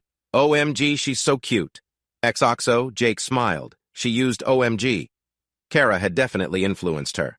He typed back, "Sounds good. See you soon." He decided to work in the yard while the girls shopped. He needed to think, and yard work helped calm his mind. The events from yesterday were finally settling in, and he was starting to have some thoughts, some good and some not so great. On the good side, he was looking forward to getting to know Ashley. It might be tough for a while, but he felt hopeful. Well, it was more Claire's hope rubbing off on him. She was full of ideas about how to help Ashley fit in. The night before, she had shared many plans as if she had been thinking about this forever. They came up with plans together. But mostly, it was Claire's excitement. On the not-so-good side, he realized he might need to call his ex-wife. As he raked leaves, he kept thinking, why did she do it? He stopped looking for answers a long time ago. He just learned to accept it. Not that he had much choice. But this was different. His little girl was hurting, and he would do anything to help her, even if it meant talking to his ex. A saying from long ago popped into his head. A real man cares for the ones he loves more than himself. If he had to, he would do it. He needed to talk to Claire about it. Surprisingly, he thought about Kevin, too. For those 2 years after he signed the divorce papers, he wanted to confront Kevin. But as time went on, he tried not to think of him. Kevin wasn't worth his time or energy. Now Jake could spend money to find him and give him what he deserved. But he wouldn't. Forget that guy. He shook his head and smiled. Claire has really changed me. In the past, he would have let anger take over, but not anymore. He had a great life that just got better with Ashley coming back, and he wasn't going to risk it for that jerk. Kevin may have won back then, but now he was the true winner. Plus, he didn't want to go back to jail. He shivered at the thought of having been locked up. Never again. After putting away his tools, Jake gave the leaves a final check. Happy with his work, he walked to the shed to put everything back in its place. When he returned to the house, he washed his hands in the kitchen, grabbed a bottle of water from the fridge, and sat at the kitchen table. Taking a sip, he closed his eyes and took a deep breath. Had it only been yesterday that all of this happened? It was still hard to believe. So much had changed so quickly. It felt like a dream. Then he remembered dinner from the night before. He could see Carter's shocked face. He could see Claire and Kara with tears as he talked about everything Ashley had gone through. He felt relief when they all promised to support Ashley as a family. "No matter what it takes," Claire had said. After dinner, Carter went back to his routine, just going with the flow. But Kara couldn't hide her joy. She even suggested waking Ashley. She wanted to meet her so badly. She kept saying, "I can't believe I have an older sister." When Jake reminded her that Ashley was only 2 months older, Kara rolled her eyes and said, "Semantics, Dad." He couldn't help but laugh at that. Then his mind drifted to that morning. Jake made sure to get up earlier than usual. He wanted Ashley to wake up in a lively house. It was a good thing he did. Sitting in his office, he heard noises from her room around 6 o'clock. Crossing the hall, he knocked lightly on her door. Even though she had slept for 14 hours, Ashley still looked tired. She seemed very nervous. Jake tried his best to help her feel better. It wasn't until Claire and Kara arrived with warm hugs that Ashley began to relax a little. Claire and Kara quickly made Ashley feel like part of the group. By the time they all sat down for breakfast, Jake's little chatterbox had made Ashley laugh, even if she still seemed a bit unsure. It was clear that she wasn't used to a loving family. Carter also tried to make her feel welcome. He promised to show her all the fun spots to hang out. Claire was fantastic. She took charge of everything. She even insisted on making omelets, which were Ashley's favorite, even after cleverly getting that information from her. Jake, Claire, and Kara decided to take the day off work, but Carter couldn't. After he left, Claire and Kara began planning a shopping trip while Ashley quietly listened, trying to soak it all in. At one point, Jake put his arm around her, and she surprisingly accepted it. Claire and Kara noticed, and before he knew it, they were all hugging together. Thinking about that moment made Jake smile. Suddenly his phone buzzed, bringing him back to the present. He looked at his screen. It was a text from Kara. "Pulling in now. Need help with the bags." Jake grinned. He knew Kara could go overboard at the mall. After she turned 16 and had to pay for her own clothes, except the basics, she quickly learned to budget. But when their parents let her shop with their money, she took full advantage. As Jake stepped into the garage, he saw Claire's SUV pull in. He was happy to see Claire and Kara smiling, but his heart skipped a beat when he saw Ashley laughing. Claire got out of the car and kissed Jake, making him feel a bit weak in the knees. "Get a room, you two," Kara joked, pulling them back to reality.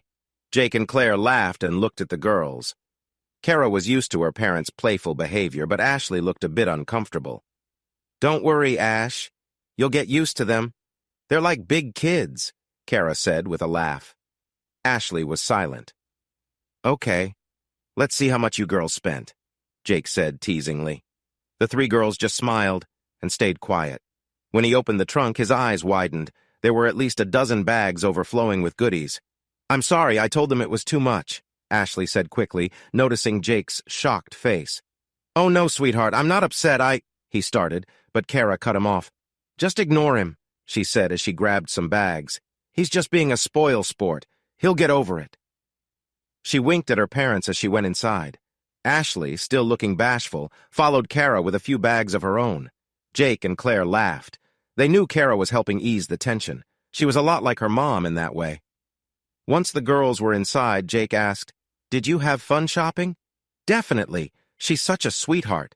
She kept saying we were buying her too much," Claire replied. Jake chuckled. "Well, it seems like you bought out the whole mall." "Only half," she joked. "But we got everything she needs." "Good. So what did you three talk about?" he asked. Claire smiled mysteriously. "Stuff." Jake raised an eyebrow. "What kind of stuff?" "Stuff. But," she said, shifting the topic, "Ashley seems hesitant. We could help her open up, but then she pulls back." Jake felt sad hearing this. It was expected, but it still hurt.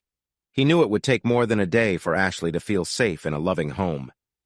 Claire held his face gently. "Don't worry, love. We'll be there for her. We'll do whatever it takes." Jake nodded. "Come on," she said. "Let's grab the bags and head inside. It's time for the next step." She was right. He sighed, picked up the last bags, and followed her inside. "So what else did you chat about?" he asked. Claire just smiled and didn't answer. When they entered the kitchen, Jake noticed the girls were missing. "Where did they go?" he asked. "Probably upstairs," Claire answered. "I'll go get them." Jake went to the bottom of the stairs and called out, "Girls, come down. We need to talk." "Be right there," came Kara's voice from above. Back in the kitchen, Jake saw Claire searching through the shopping bags. She pulled out a nice brown shirt and handed it to him. "We thought this would look good on you." Without Claire and Kara, he would probably wear the same few shirts again and again. They always chose clothes for him, and he learned long ago to trust their choices when it came to style. "You like it?" Claire asked. "I do," he replied. "Good, because Ashley picked it out," she said. Jake's eyes widened with surprise. Claire laughed. "We wanted to get you something, so we asked her to choose." Jake smiled. "Come here, beautiful." Claire walked into his arms, and they shared a sweet kiss. To Jake, Claire was the most beautiful woman in the world. She wasn't just pretty. It was her kind heart that he loved most. She always thought about other people, and this time, he knew her kind actions had two reasons. The first reason was to get him a nice gift. Every time she shopped, whether for herself or the kids, she made sure to find something for him, too. The second and more important reason was to include Ashley in the plan. This way, Ashley would feel more welcome. He really loved her for that. "Oh, come on, look at Ashley," Kara said with a laugh. "What did I tell you? It's like a group of excited teenagers." Jake and Claire broke apart and faced the two girls. As expected, Kara was smiling widely, but surprisingly, Ashley was smiling too. It wasn't as big as Kara's, but it was better than before. Kara must have been trying hard to cheer her up, he thought. He and Claire were always very loving toward each other, and Kara and Carter were used to it. But for someone like Ashley, who wasn't used to that much public affection, it could feel strange. Claire stepped away from Jake. "Sit down, girls. We need to discuss a few things." "Do you like the shirt, Dad?" Kara asked as they all took their seats. He turned to Ashley. "I do, thank you." Ashley turned a little red. "Good. Ash chose it," Kara said. "But I guess Mom told you already from your reaction." "She did." Kara turned to Ashley. "See? I told you he'd like it." Ashley just nodded. "Did you enjoy shopping, sweetheart?" Jake asked. "Yeah," Ashley replied softly. "But no, nobody has ever bought me so much before. I don't know how to thank you." He smiled at her. "It's our pleasure. We want to help you. It's our job. But that leads to something else." He paused and looked at Claire. When their eyes met, she nodded to encourage him. She knew what he meant to say.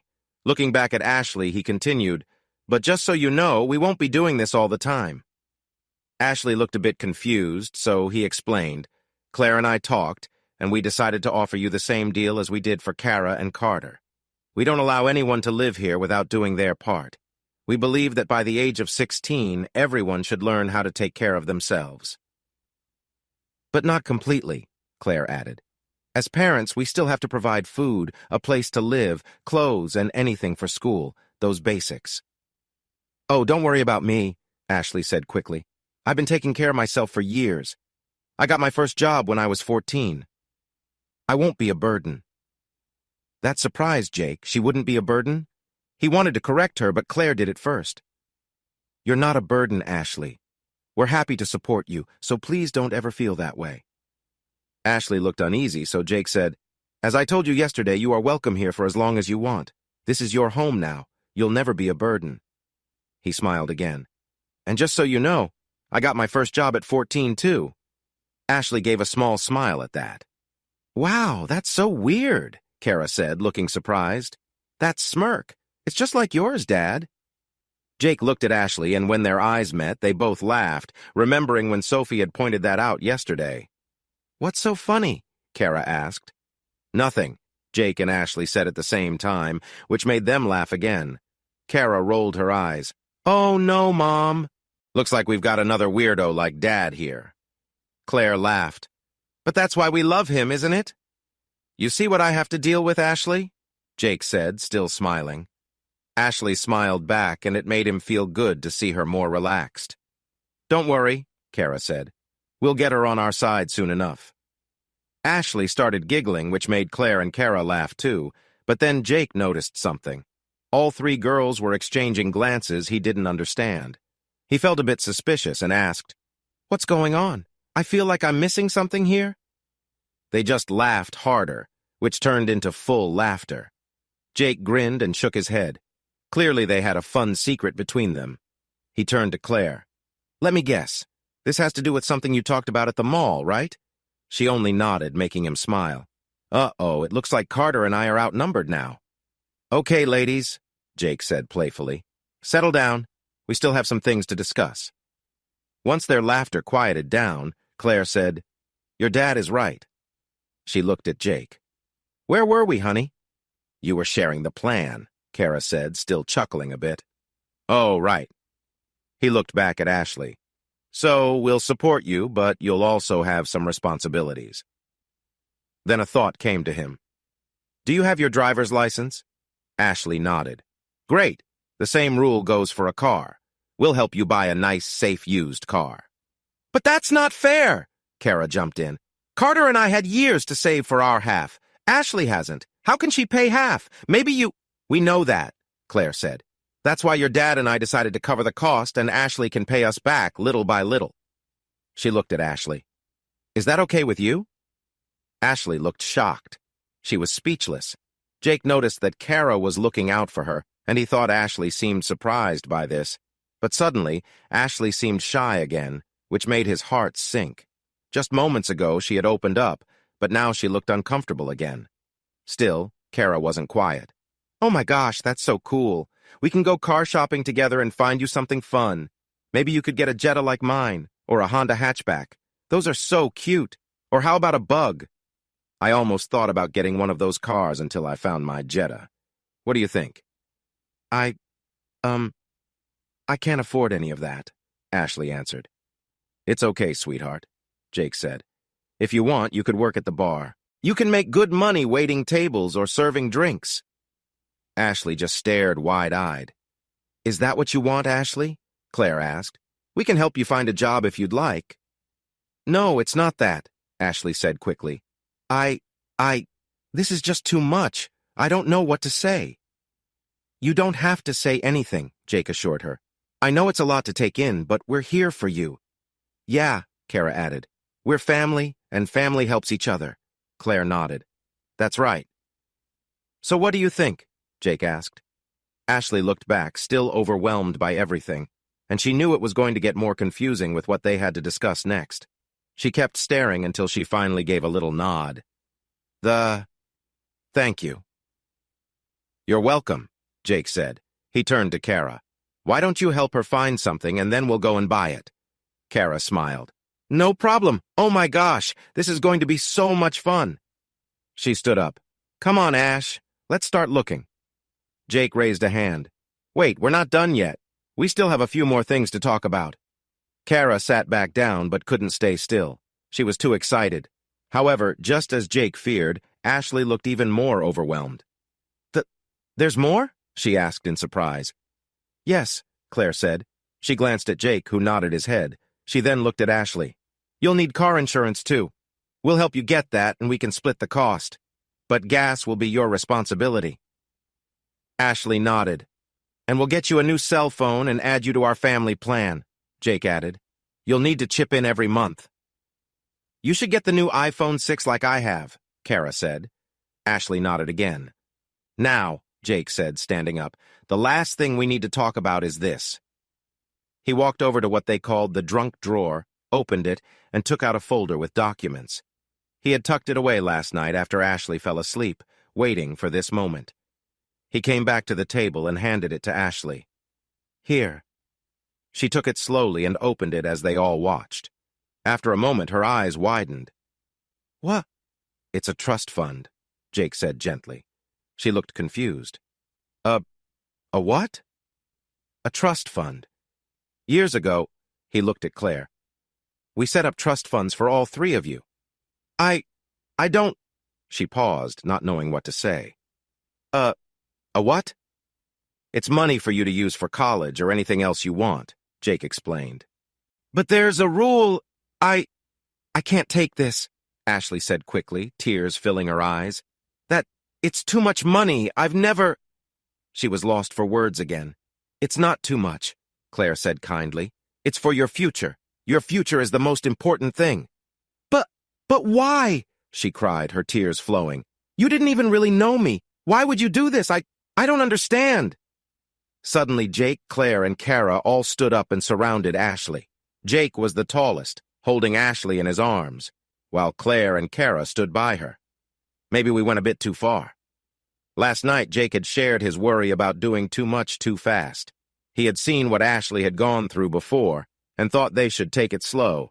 But Claire had said to go all in. She compared it to pulling off a Band-Aid. The faster, the better. At first, Jake wasn't sure, but Claire convinced him. She was better at figuring these things out. But now he was worried about how Ashley would take such a big gift. Now he knew. Ashley's cries rang throughout the room. Jake felt her shaking in his arms. He wanted to say something comforting, but Kara broke the silence first. You know, Ash, if you don't want the money, I can take it. I could buy like 500 pairs of jeans with $50,000. Everyone was quiet for a second, shocked. And then, to Jake's surprise, Ashley started to giggle. Kara, Claire said, sounding scolding, which only made Ashley laugh even more. Kara pulled back with a cheeky grin. What? It worked. She was right. It did work. Kara had done it again. Jake looked down at the smiling Ashley, and when their eyes met, he chuckled. That made Kara start giggling again. Claire held back for a moment, but soon joined in. Just like that, the tension vanished. Ashley wiped her eyes and hugged Kara. Thank you. She wasn't foolish. She knew what Kara was doing. Kara hugged her back. Well, you are my big sister. Jake smiled, remembering last night. Kara pulled back and gave Ashley a playful look. So, about that money? Ashley snorted. All right, let's sit back down, Jake said, kissing the top of Ashley's head. After they sat down, Jake asked, You okay? Ashley picked up a napkin, wiped her eyes, and shrugged. Her lip trembled a little. I guess I don't know what to say. Claire continued. What your dad was going to say is there's a rule.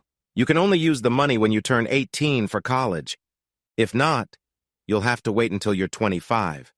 The plan was to find you right before you turned 25 and give you the money no matter what. She said the last part with a knowing look. Ashley was speechless again. Ashley stared at them, surprised by what was happening. Jake couldn't read her thoughts, but he could guess some of them. Do you want to go to college? He asked. Instead of answering, Ashley shot a look at Claire and Kara, similar to the one she had given before. Now that he could see clearly, Jake turned to Claire. Let me guess. You talked about something while shopping, right? Claire smiled.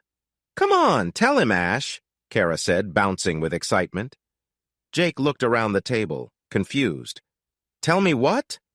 Ashley started, but she hesitated and looked nervous.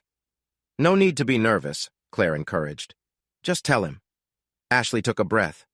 I always wanted to be a teacher, but I didn't think college was something I could do. Jake's eyebrows shot up. He glanced at Kara, who was grinning. She was going to start her freshman year at a local university in 2 months. She had always wanted to be an elementary school teacher. Most students declared their major later, but Kara was sure and had already done it. But tell him the rest, Kara said, shaking with excitement. Now Jake was even more puzzled. What else? Ashley looked at Kara and then Claire for support. Claire smiled back at her, encouraging. Ashley turned to Jake. I always wanted to be a music teacher. Jake's eyes widened. A music teacher? That meant, she's like you, Dad, Kara shouted. What? He couldn't believe it. Had he heard her right? Kara laughed. Come on, tell him, Ash. Ashley smiled shyly. I play piano and guitar. And she sings too, Kara added. She sang in high school choir and played piano in the orchestra. Jake was speechless. He had tried to teach Kara and her brother Carter to play instruments, but they hadn't been very good at it. Carter chose the bass and could play a little, but never cared enough to get serious. Kara had a rough time with guitar lessons and ended up giving up after months of frustration. She did have a decent singing voice, but now... Earth to Dad, Kara said, snapping him out of his thoughts. He focused on Ashley and beamed. You can play and sing? She nodded.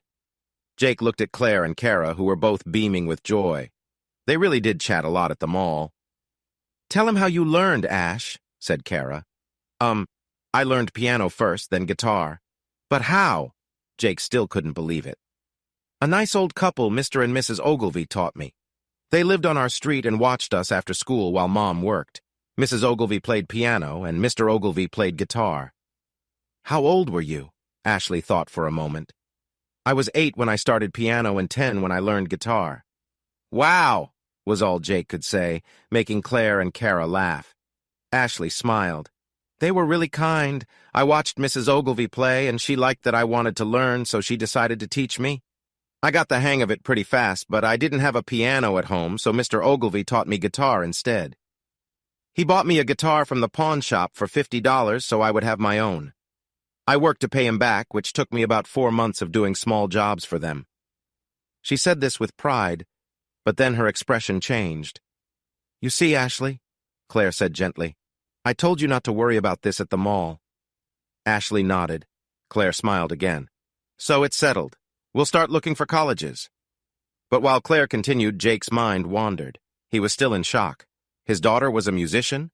She played the piano and guitar and sang. He always wanted to learn piano, but never did. He never learned to read music, which he regretted. He had learned to play guitar by ear. Wait, Jake said, coming back to the moment. He looked at Ashley. Can you read music? She nodded. Wow. Claire laughed at his reaction. Don't be jealous, baby. She knew he felt bad about not learning to read music. Jay jealous? Ashley asked. Oh, just ignore him, Claire said lightheartedly. He's just being silly. She leaned in and kissed him on the cheek. He'll get over it. Jake chuckled. He loved her so much. Yeah, said Kara. He'll move on, but we should get back to the plan. She seemed a bit impatient. Claire agreed. Yes, we should. Call Rob and see what he can do. Jake frowned. Rob? Weren't you listening when I just said his name? Kara rolled her eyes. You know, the keyboard player in your band. Yes, I know Rob is the keyboard player in my band. But for what? He was still confused. Claire shook her head, chuckling. You need to call Rob and see if he can help Ashley get into the music program. Oh, he said, smiling at his own confusion. Rob was the head of the music school at the university Kara was going to. Oh, now he gets it, Kara teased. Ashley giggled. Okay, give me a break, Jake replied, making everyone laugh again. His heart warmed seeing Ashley slowly coming out of her shell, but she had a habit of hiding when she felt nervous, which worried him. Claire was right. They all needed to come together and find a way forward. He was starting to see that Kara was the key. She had a special talent for bringing people together. She's going to be a great teacher. Well, it's all set, Claire said. Talk to Rob and see what he can do. Jake nodded. I'll handle it. Wait, Kara said. She cleared her throat and gave her mom a knowing look. Jake felt puzzled again. He thought it might be something they talked about at the mall, so he gazed at Ashley, but she looked just as confused as he felt. Claire nodded to Kara and said, "All right, we're good here. Girls, why don't you go upstairs and help Ashley get settled?" Kara jumped up. "Okay." She grabbed a bunch of bags. "Let's go, Ash. We have a lot to do. See you later, parents." Ashley stood up, gave Jake and Claire a shy smile, grabbed the last of the bags, and followed Kara out of the kitchen. "What was that about?" Jake asked. Claire stood up, sat on Jake's lap, leaned in, and kissed him. Pulling back, she said, "Kara was hinting at something Ashley mentioned when we were shopping." Then her face grew serious. "Did you see how sad she looked when she talked about the guitar that nice old man bought her?" Jake nodded. "Well, she said it was stolen, along with a keyboard she bought for herself, plus all her other stuff." "Oh, no. Yeah, so, don't worry, I'll take care of it." Claire leaned in again and kissed him. "So," Jake said, "is there something else you talked about during shopping that I should know?" "Oh, this and that." His brow furrowed. "What do you mean?" "Oh, girl stuff." He chuckled. "Oh, right." Claire smiled. "Well, that went better than I thought." Jake sighed. She was right. It really did go better than he expected. All thanks to Kara. "I know. I'm so proud of her. She's becoming a wonderful young woman." Jake agreed with a nod. "But you were right about her," Claire said. His brow furrowed again. "What do you mean, about Ashley feeling guilty?" Jake looked away, worried. Claire placed her hands on his cheeks. "Don't worry, love. Everything will be okay." "I know. I just wish we could help her. We'll figure something out." Then he realized there was something he could do, but he wasn't looking forward to it. Remembering his thoughts while working in the yard, he said, "I have an idea." Claire raised her eyebrows. "Oh? Yeah." He paused, took a deep breath, and looked directly into her eyes. "What do you think about me reaching out to my ex?" Jake listened for their voices as he went up the stairs, but all he heard was silence. That was strange. He expected to hear the girls chatting away as they had been all day. After the girls went upstairs to help Ashley, Jake and Claire stayed in the kitchen. When he brought up contacting his ex, he was surprised she didn't oppose it. She agreed it could help Ashley, but suggested waiting until it was truly necessary. Other than that, she didn't say much, which felt a little odd. She also agreed that Kevin wasn't worth their time and energy. Throughout their talk, they could hear the happy chatter of two 18-year-old girls in the house. More than once, Ashley's laughter broke through, bringing smiles to their faces. Once Ashley was settled, the girls decided to enjoy the new bikinis they bought. So the four of them spent the afternoon swimming and chatting.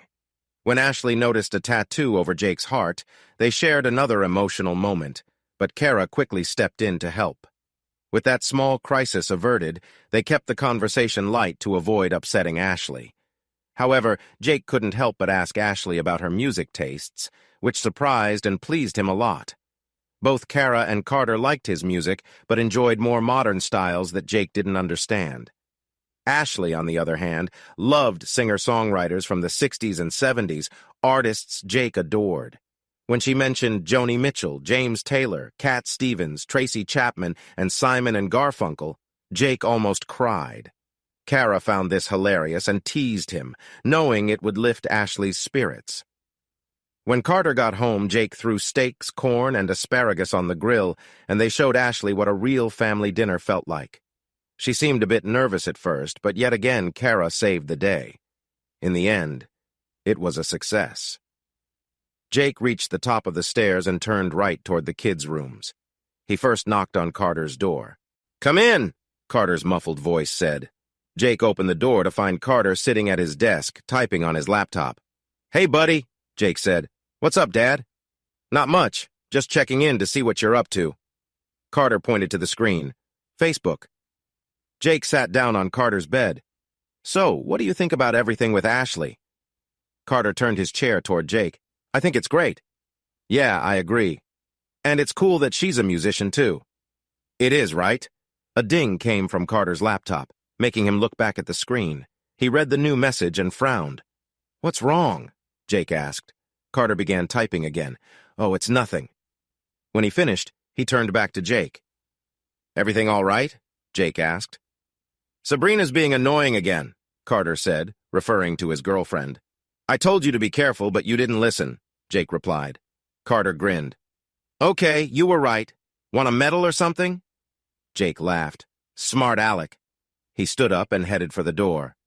"I'm going to check on your sisters. Good luck." "Wait!" Carter exclaimed. Jake turned around. "What? It just hit me when you said that. I have 2 sisters now." He thought for a moment and then shrugged. "Oh, well. I guess it's just you and me now," Jake said. "Yeah, we need to stick together, buddy," Carter replied with a smile. Carter's computer made a sound again, giving Jake the hint to leave him with his thoughts. In the hallway, Jake laughed a little. Carter was a good kid, really. Just like he thought, he was taking everything in stride. I really liked that kid. Next, Jake went to Kara's room. The door was slightly open, so he knocked. When he didn't hear anything, he peeked inside. The room was empty, but he could hear the water running from the shower. Now he understood the quiet. He continued to Ashley's room and knocked on her door. A few seconds later, Ashley came to the door, freshly showered and wearing a clean white t-shirt and blue shorts. "Hi, sweetheart. I just wanted to see how you are," he said. Ashley smiled shyly. "Oh, I'm good. Can I come in for a few minutes?" She nodded.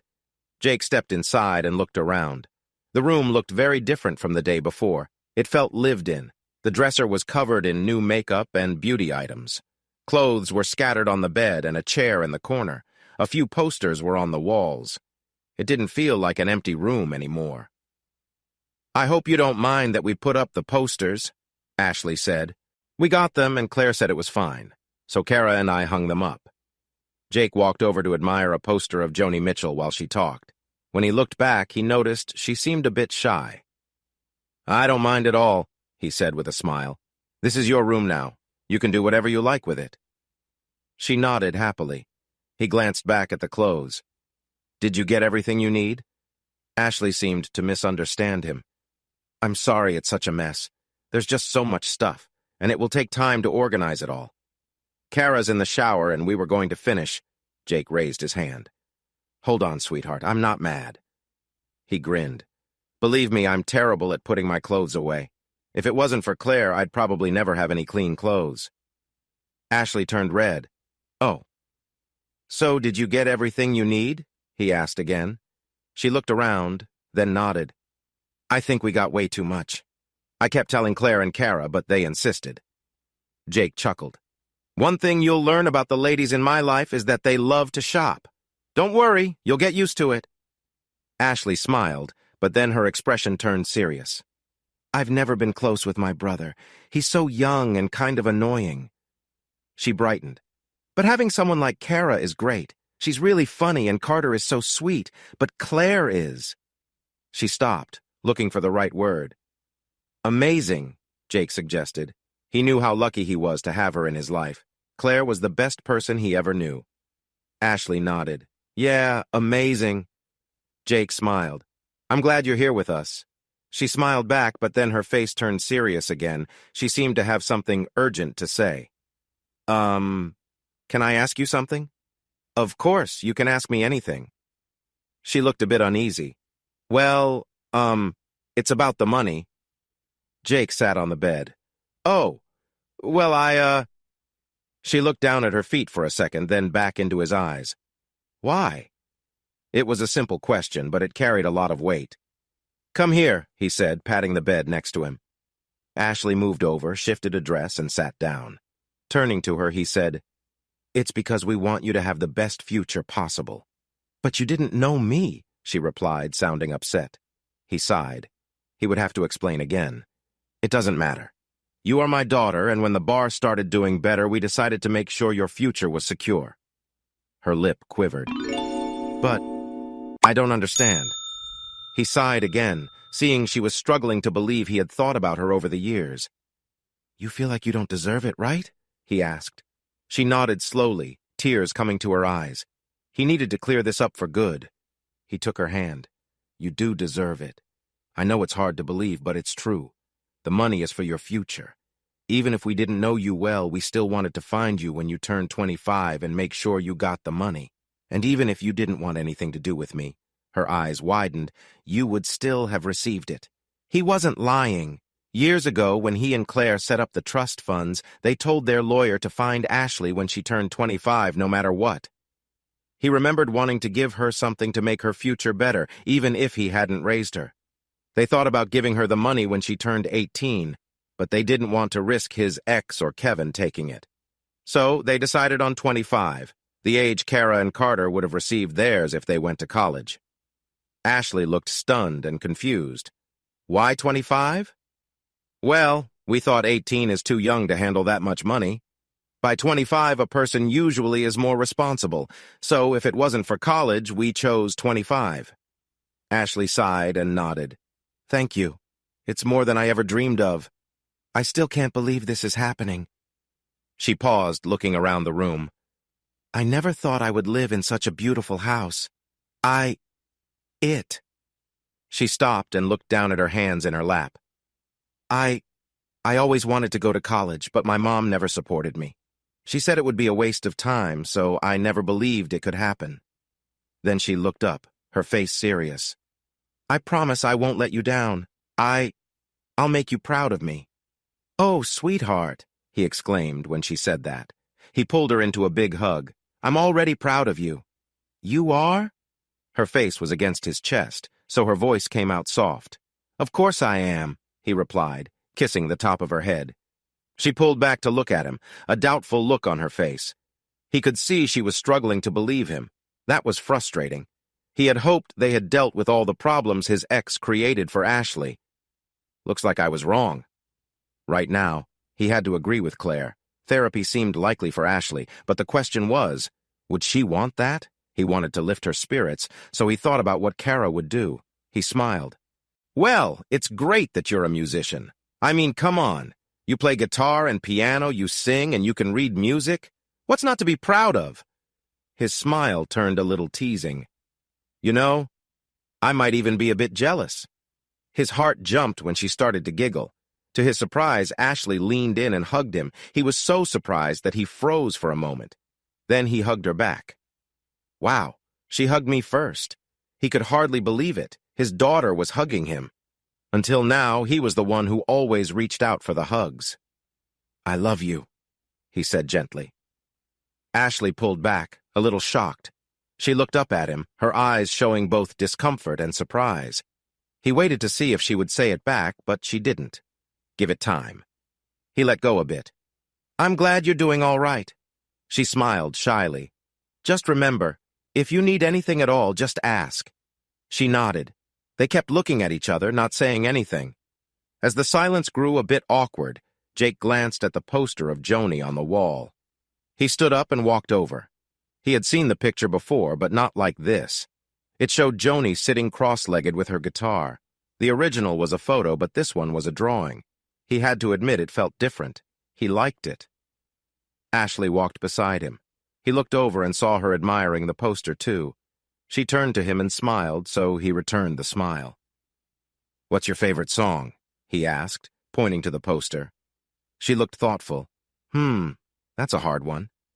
"Yeah, it really is." He meant it. Choosing a favorite Joni Mitchell song was like trying to choose a favorite kid, almost impossible. "Well, it's not Woodstock," she said. "It's a great song, but it's kind of overplayed." He laughed. "Well, that settles it." Ashley looked confused. "There's no doubt you're my daughter." He put his arm around her. "Anyone who says Woodstock is their favorite song isn't a true Joni fan." Ashley chuckled. "I know, right? It's a lovely song, but there are so many better ones like Chelsea Morning, Cactus Tree, My Old Man, Blue. If I had to choose, I'd say My Old Man or Blue are my favorites to play on the piano, but Cactus Tree is my favorite on the guitar." Jake raised his eyebrows in surprise. "You can play Cactus Tree?" Yeah." "On guitar?" "Yep." "While singing?" "Yes." That caught him off guard. He turned to her. "You can fingerpick?" She nodded proudly. "Wow!" He was amazed. Cactus Tree wasn't an easy song, but the finger-picking style and Joni's voice made it hard to get right. At 38, he had worked many years to perform a song like that well. and Ashley was only 18. He had to see this for himself. He took her hand. "Follow me," he said, leading her into his office across the hall. Time for some father-daughter bonding. Claire turned her white Ford Explorer onto her street. Coming back from her weekly Saturday grocery run, she drove past her neighbors' homes, Kara's black Jetta SE and Ashley's blue Honda Civic parked on the curb, and pulled into the garage next to Jake's silver Ford F-150. Only Carter's gray Jeep Wrangler was missing since he was at work. She turned off the car and was about to open the door when her phone rang. She checked the screen and saw a blocked number. She had an idea who it might be, so she answered the call. "Hello." She recognized the voice right away. He had a unique accent. "Yes," said Claire. "I've been waiting for your call. Thanks for getting back to me." She listened to what the caller said and then smiled. "Good. It took a little longer than I thought, but you did what you promised." She nodded as the caller spoke again and said, "Hold on. Let me grab a piece of paper and something to write with." She opened the center console and took out a napkin and a pen. "Okay." She wrote down what the caller said. "Okay," she replied. "Got it." She continued to listen while writing down more details. "No." "That's all for now," the caller said. "I'll send it to you," she replied. She listened to him and nodded. "Sounds good. Thanks again. Bye." After hanging up, she put her phone back in her purse and smiled with satisfaction. She had waited 3 weeks for this call. She tucked a napkin in her pocket for later, stepped out of the car, grabbed some grocery bags, and went inside the house. Right away, she heard music from the living room, specifically the piano and guitar, plus some singing. She smiled. "They're at it again." "Oh!" Her eyebrows raised when she recognized the song. "Tiny Dancer." I love that song. She put the bags on the kitchen island and started singing along as she went back to the garage for the rest of the groceries. By the time she brought in the last bags, the song had just finished. "That was awesome," Kara said excitedly. "Play something else." Claire smiled. It was awesome.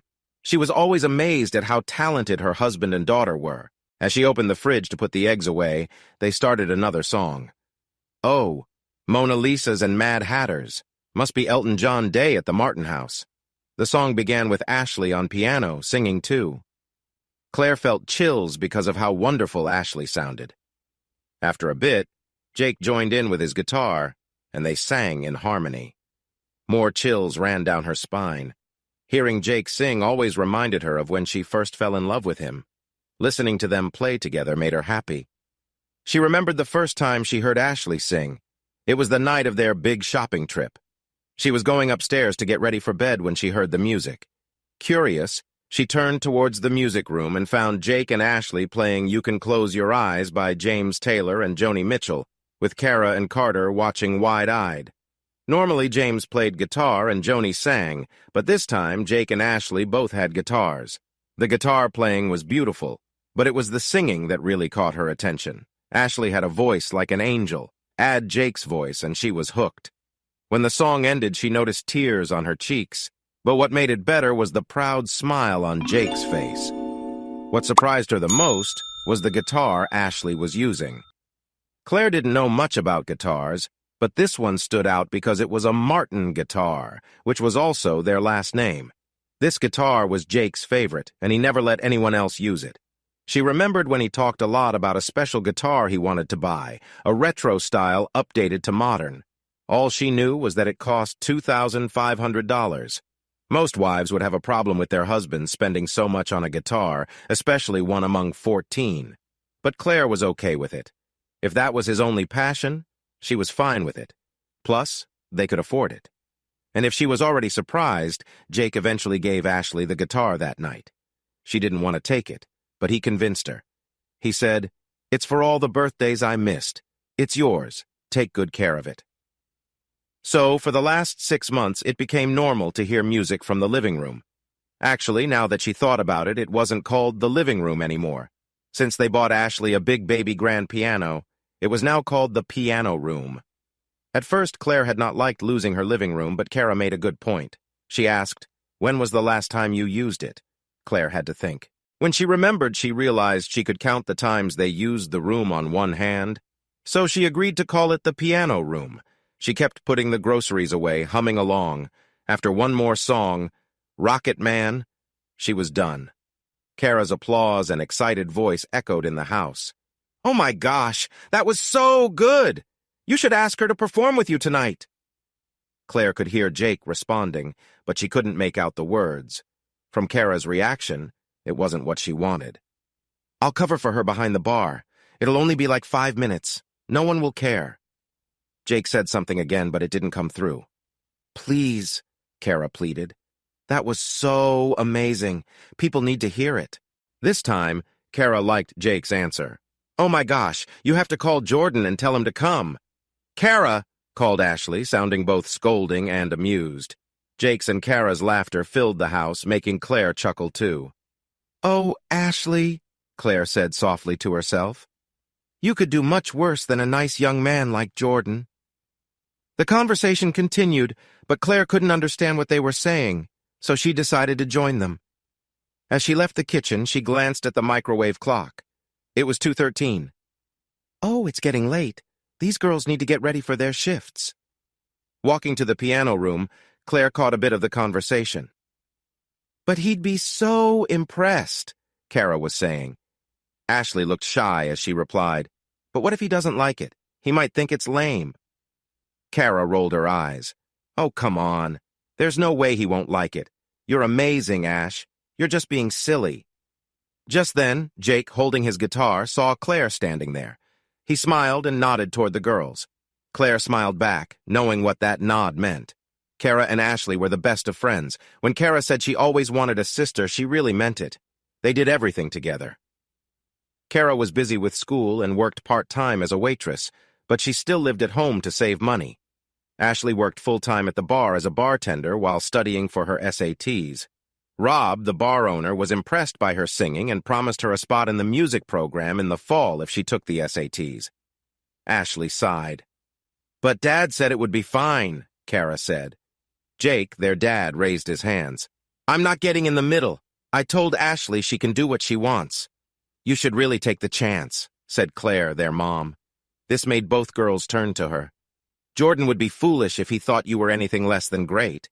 And if he did think that—" She made air quotes, making Kara giggle. "He's not worth your time." Kara smiled happily. "See, Ash? Mom thinks you should do it." Ashley frowned. After thinking for a bit, she turned to Jake. "So, do you really think I should?" He nodded. "Yes. You're too good not to share your talents." Ashley stayed quiet. She looked around the room, first at Claire, then at Kara, and finally at Jake. Claire held her breath, worried Ashley might pull back. But to her surprise, Ashley smiled shyly and said, "All right, I'll do it." Claire let out a breath of relief. Thank goodness, therapy seems to be helping. "Yay!" cheered Kara as she jumped up and hugged Ashley. "This is going to be so cool." Claire and Jake both beamed. Kara let go of Ashley. "What song will you sing?" "You should do Mona Lisa's and Mad Hatter's," Claire suggested. The version she just heard was lovely. Kara was right. People needed to hear it. Ashley looked at Jake, and when he nodded, she said, "Okay." Kara clapped her hands with joy. "Well, girls," said Claire, "don't you think you should get ready? It's after 2, and your shift starts at 3. Kara's eyes widened. "Oh, no! We lost track of time!" She stood up, looking at Ashley. "We need to hurry." Then she added with a grin, "And if you won't call Jordan, I will." Ashley sighed. "Fine, I'll call him." Kara laughed, hugged Jake over the guitar, and rushed out of the room. Ashley stood, but paused. She turned to Jake and hugged him too. "Thanks, Dad." Claire smiled at the moment. Breaking the hug, Ashley started to leave, but Claire stopped her. "You're going to do great, don't worry." Ashley nodded and leaned in to hug Claire as well. "Thanks, Claire." Claire embraced her back and said, "You're welcome, dear." After the hug, Ashley smiled at Claire and Jake, then followed Kara upstairs. Claire walked over to Jake, took the guitar from him, sat on his lap, and kissed him. Pulling back, she said with a grin, "That's the 7th hug she's given me." Jake chuckled. "You're counting?" "Of course. And don't tell me you haven't noticed she's been calling you Dad more often." He laughed again. "Okay, you got me. I have noticed, but I haven't been counting." She poked him playfully. "Oh, stop. You're such a liar. Who complained to me every night for months about not being called Dad? She looked at him knowingly. Jake tried to look innocent, but couldn't. At least I haven't been counting, unlike someone I know. Claire snorted, then got serious. I was a little worried for a while, but therapy seems to be making a difference. Jake sighed. Yeah, but there's still a long way to go. She still blames herself and gets really angry sometimes. He paused, then looked troubled. I still think I should call my ex. Claire tapped her pocket absent-mindedly. I know, but only when it feels right. They had talked about this before, and Claire always said the same. She could see he wanted to do everything to help Ashley, even if it was hard for him. Let's give therapy a little more time and see how it goes. It seems to be working. Then she smiled. Did you notice how she almost pulled back earlier? I thought she would again for sure. Jake nodded. I did, and I'm glad, but I was nervous how stubborn she was at first. She really, like father, like daughter, Claire muttered. Jake raised an eyebrow. What was that? Nothing. I'll give you nothing, he said, tickling her sides. Claire squealed and laughed. Stop it, you silly man. He knew she was very ticklish and enjoyed teasing her. What was that? He asked again. Stop it. She squirmed in his lap, trying to stand, but he held her tight. Okay, I'll tell you. He pulled back his hands but kept them ready for more tickles. Breathing hard, Claire looked into his eyes and saw love there. He tried to stay serious but couldn't. So, what were you saying? He asked. Claire giggled. I said her father is a great man and I love him very much. Oh, is that what you said? Yep. Well, if that's the case. But he didn't get to finish. Claire leaned in and kissed him deeply. She felt his big, strong hands gently wrap around her waist, and she sighed with happiness. When they finally separated, she smiled. I'm so glad she's doing better. Me too. But whatever you did to help her see therapy as good, it worked. I can't believe you changed her mind. I tried so hard, but... He didn't finish, but Claire understood. She grinned, feeling proud. I just did what I did to her dad. Jake raised his eyebrows. Oh, really? What was that? Sorry, I can't tell you. It's a secret, she said, quickly standing up. Just in time, too. He reached out to tickle her again, but she was already out of his grasp. Hey, come back, he called out as she walked away. Nope, sorry. I have things to do and you need to get ready to leave. Don't worry, this isn't over. You can't run forever. She laughed as she went into the kitchen. She loved him so much. He was such a wonderful man, and she thanked the stars every day that she found him. He often said she saved him, but really he saved her too. When her ex-husband left her with 2 small kids, she felt tired and worn out even though she was only 24. When she met Jake, he was a sad man who kept to himself. But she found him interesting. She wanted to break through his walls. It was hard, but when she finally did, she was shocked at what she discovered. She wondered, what kind of woman would hurt such a great guy? He was everything she had ever wanted. Not only was he handsome, but he had a big heart and treated her like she was the only woman in the world.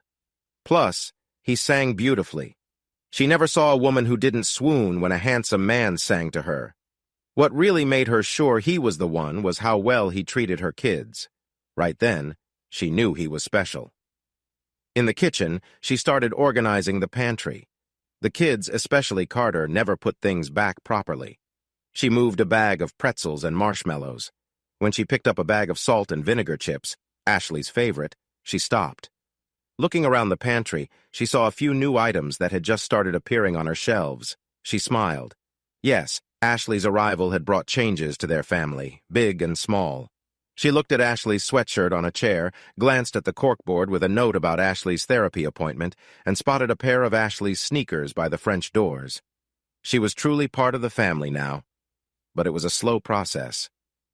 After checking the pantry, she closed the door and moved to the family room. She looked around and saw Ashley's things mixed in with the usual mess that teenagers made. She found Ashley's laptop on the end table. Picking it up, she shook her head. She really fought hard for this thing. 3 weeks in, they decided to buy her a laptop.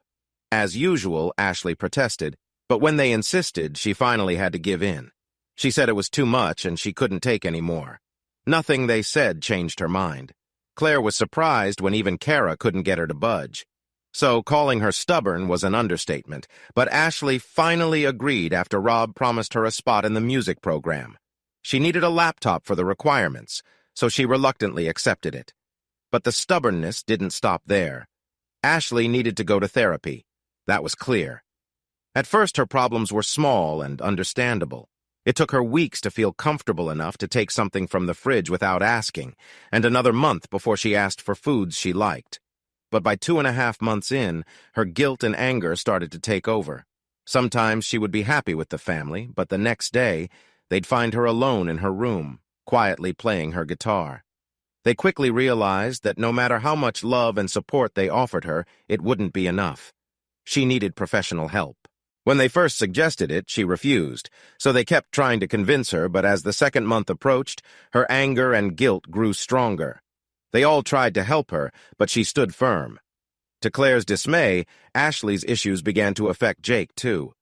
Ever since Ashley came back, Claire noticed that the troubles from Jake's past were coming back. Sometimes, especially after really emotional moments, she would catch him looking far away. She would pull him back before his anger took control or before he closed up too much, but those moments were happening more often.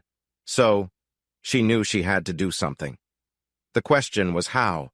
She wasn't going to let that woman ruin her family. That's why she knew how to deal with Ashley. Father and daughter were too much alike. Not only were they both very talented in music, but sometimes Ashley would say or do things that made Claire do a double take.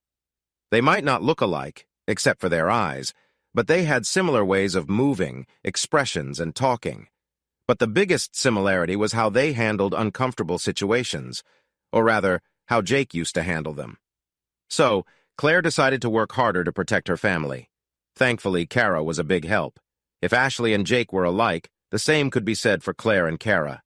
When Claire focused on Jake, Kara would take it upon herself to focus on Ashley. Claire found it surprising that Kara and Carter were both supportive and didn't feel upset when Ashley received a bit more attention. They understood and were ready to do what was needed. After 3 months, Claire finally convinced Ashley to go to therapy. When Jake asked how she managed it, she would joke that she had special powers, but really she used the same approach she had with him: patience and time. Having been through something similar, she knew building trust was the key. Back then, she made sure never to break Jake's trust. He tested her many times, but she stayed strong, and over time, their trust turned into love. She called it her circle of love. It took some time, but eventually it worked. With Ashley, Claire was just as determined, and it worked too. Eventually. In the 7 weeks since Ashley started therapy, there were some good changes, but many problems were still there. Claire didn't know how long it would take, but she was happy with the progress so far. Surprisingly, Ashley's therapy also helped her husband. Seeing Ashley get better lifted his spirits. He had his own ways to cope, like listening to music. But in the end, they all came together and did what was needed as a family. But the big question remained: why did she treat Ashley that way? As a mother, Claire could never treat her kids like that. When Jake first suggested contacting her, Claire knew it had to happen, but she worried about how it would affect him. He had made so much progress, and she didn't want him to go back to his old ways. Still, that he was willing to make the call made her love him even more. He was the kind of man who would do anything for those he cared about. But for the sake of her family, Claire felt she had to take this on alone. Even though he would help, she knew it would affect him in ways no one could predict. She couldn't take that chance. He was everything to her, and like him, she would do anything for those she loved. 3 weeks ago, Claire took the most important step in her plan. She called a private investigator to find her. Today, when she got the call, she was ready to move forward. Placing her laptop aside, Claire looked around the family room. Her eyes fell on the clock showing the time as 2:26. She felt the napkin in her pocket. Now, she just needed to wait for everyone to leave. The house was finally empty. Everyone had gone, and Claire was alone. She walked into the kitchen, softly patting her pocket. It was time, but she stopped for a moment, feeling a bit guilty about doing this without Jake knowing. She had never acted behind his back before, but she reminded herself, "I'm doing this for my family. It's necessary. Now isn't the time to back out." Sitting at the kitchen table, Claire took out the napkin and laid it on the table. Looking at the name and number, she took a deep breath. Here we go. Claire picked up her cell phone and dialed the number. It rang once, twice, then a third time. She frowned as it rang a fourth time. She had thought it might go to voicemail, and while she didn't want that, she would have to accept it for now. The fourth ring ended. Expecting a voicemail, she was surprised when she heard a hesitant, "Hello?" Claire took another deep breath and said as calmly as she could, "Hello, am I speaking to Gina?" "Yes. Who's calling?" came the reply. Claire's heart raced in her chest. She was actually speaking to her. She had no idea what to expect, but Gina's voice sounded completely normal. For some reason, Claire had pictured her voice as that of a monster. "Hello?" Gina said again, bringing Claire back to reality. "Yes, I'm calling about Ashley." Silence filled the air. Claire thought Gina had hung up until she heard in a sharp and confused tone, "What? Who is this?" "My name is Claire, and I'm calling about Ashley." "Are you her mother?" "You bet your ass I am. Who is this?" "My name is Claire." "I know that. You've already said it, but who the hell are you?" Gathering her courage, Claire replied, "I'm Jake's wife." A few seconds passed in silence, then Gina exclaimed, "What? What the hell do you—" Then the line went quiet. Claire thought she had hung up again, but then Gina said, "So that's where she went. That ungrateful little bitch. After everything I did for her, she leaves me and goes to him? Let me tell you something, lady. You tell that little— Now hold on a second." Claire vowed not to argue with her. She was calling for answers to help her family, but she had to be careful. Being too harsh might make Gina hang up. Taking a breath, Claire said, "First, can we keep things civil? There's no need for name-calling." "Screw you! That little left me when I needed her. You tell her how disappointed I am." "Wait, let me tell her myself. Put her on the phone." Claire took a deep breath again. Right now, she felt like scolding this woman, maybe telling her how awful she was, but that wouldn't help. Claire needed to guide this talk in a way that would help her family, so instead she asked, "Do you love your daughter?" The question seemed to surprise Gina, and there was a moment of silence. Finally, she replied, "What? What? Of course I do. What kind of question is that?" "She's my daughter." "If you really care about her, then you need to answer my questions." "What? What are you talking about? Ashley is in a lot of pain and is—" "What? Let me talk to her. She has to explain what she did." Claire didn't respond directly. She knew if she told her Ashley wasn't there, she would hang up. So Claire kept talking. "Ashley is in a lot of pain and needs answers. She needs answers? What about me? Why did that ungrateful girl just leave? I did so much for her and she left when I needed her." There's the harsh person I expected. Claire wanted to confront her and share the lies she told Ashley, but someone had to stay calm. So Claire said, "I understand how you feel, but as mothers, we should think about our kids first. Don't you agree?" "What are you saying? I always put my kids first.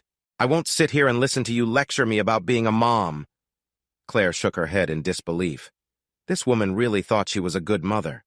Claire felt her frustration rising, but she had to stay focused. "This is for my family." But before Claire could speak, she said, "If you're not going to let me talk to her, then I don't know why I'm listening to you. I have nothing to say, but when you see that ungrateful girl, tell her to call me right away. She needs to explain herself." Now she was really starting to annoy Claire, which was unusual. She rarely lost her cool. "Please don't call Ashley ungrateful," she said, a bit defensively. "She's a nice girl who's hurting and just wants to know the truth. It's the least you can do for your daughter." "I don't know what you mean." "Oh, so you did lie to Ashley?" I didn't lie," she replied. But Claire could hear something in her voice. Was it regret? Yes, it was regret. Maybe she isn't as bad as I thought. Seizing the chance, Claire pressed on. "So you didn't tell her that her father hurt her and hurt you?" What, too?" she stammered. The line went quiet, but Claire could tell she hadn't hung up because she could hear a faint breath on the other end. "Ashley thinks this is her fault, you know," Claire continued. "If you could see her now, you might feel differently. Please, for Ashley's sake, if you really love her, tell me the truth. She's such a sweet girl and doesn't deserve this. If you care about her, please help her." But But Claire was on a roll. "As mothers, we should always put our kids first. Sometimes we think lying is the only choice, but our children depend on us to guide them. Please stop, she said in a shaky voice. Claire sighed with relief, glad to finally reach her.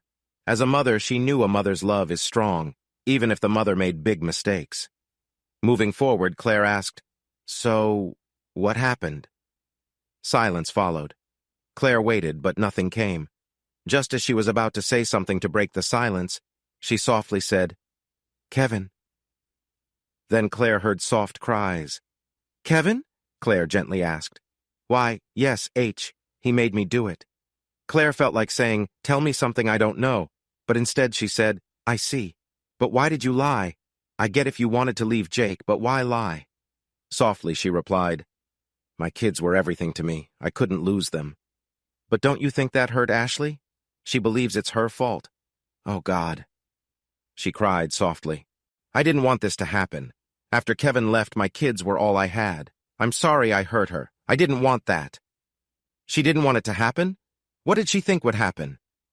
Claire shook her head again in disbelief and asked, "But why did you lie about Jake hurting you and Ashley?" "That was Kevin's idea. He told me Jake was being unfaithful. He said he still loved me and that we could start over. He wanted to be a father to Ashley, but he said the only way to get full custody was to lie." "She thought Jake was cheating? That was new information." Claire shook her head again. So Kevin sweet-talked her into hurting Jake. But it still didn't explain her harsh actions. Or maybe it did, if she thought Jake was cheating. "And you believed him," Claire said, more a statement than a question. "Believed him? You believed Kevin when he said Jake was cheating on you. Why wouldn't I? He was." Claire sighed, realizing she needed to be honest. "I'm sorry to tell you, but Kevin lied. Jake never cheated on you." "Yes, he did," she replied angrily. The crying had stopped. Claire was surprised. Here she was, having a conversation with the woman who almost ruined the life of the man she loved, and at first she felt some pity. But now... "He cheated on me," she insisted. "Kevin was there for me, so we decided to teach Jake a lesson." "Interrupting," Claire said. "Jake didn't cheat on you. He is a kind and loving man. He would never... He did cheat on me. Kevin told me." "And you believed him?" Claire responded, a bit heated herself this time. "Was there any proof?" "No, but... And you still believed him? This is the same man who left you without help. Even if you believed him back then when he left... But Kevin told me he was... No, he..." Claire started to say, but then she stopped. She promised herself she wouldn't argue. But she felt like saying all the terrible things this woman did. As her anger grew, Claire shook her head. This woman is out of touch with reality. She needed to calm down. Taking a deep breath, she tried to steer the conversation back on track. But before she could speak, the woman said something that changed everything. Claire was not someone who liked to be mean. She was calm, and in all her years with Jake, they disagreed like any couple but never yelled at each other. They always talked things out and found a way to agree. She also never raised her voice around her kids. Sure, she sometimes used her stern mom voice, but she never actually yelled. But now, this woman finally pushed her too far. What she said was, "While I'm sorry for what I did to Ashley, that loser deserved what he got. He cheated on me and I made him pay. He wasn't a real man. Kevin was. I'd do it all over again if I..." And that's when Claire lost it. "That's enough!" she shouted loudly. "Don't you ever talk about my..." She stressed the word, "my husband like that again. Do you hear me, you hussy? You're a disgrace to humanity and motherhood. Only a horrible person would do that to someone." "Fuck you!" the woman yelled back. But Claire ignored her and kept going. "Only a horrible person would do that to someone she claimed to love, but you know what? Thank you for letting Jake go. You don't deserve him. And don't worry. I'll be the mother Ashley needs. You don't have to worry about her ever again. And just remember, what goes around comes around. Goodbye." And she hung up. Claire sat there, breathing heavily. "That woman," she finally said with anger, "she is as bad as I thought." She clenched her fists and hit the table in frustration. "Damn her!" Taking a deep breath, Claire tried to calm herself. Losing control didn't feel good, but that woman went too far. Nobody talked about her husband like that. She hit the table again, feeling frustrated, then shook her head and sighed. "I need to calm down." Covering her face with her hands, Claire sat there trying to gather her thoughts. Yes, she lost her temper, but did she achieve what she wanted?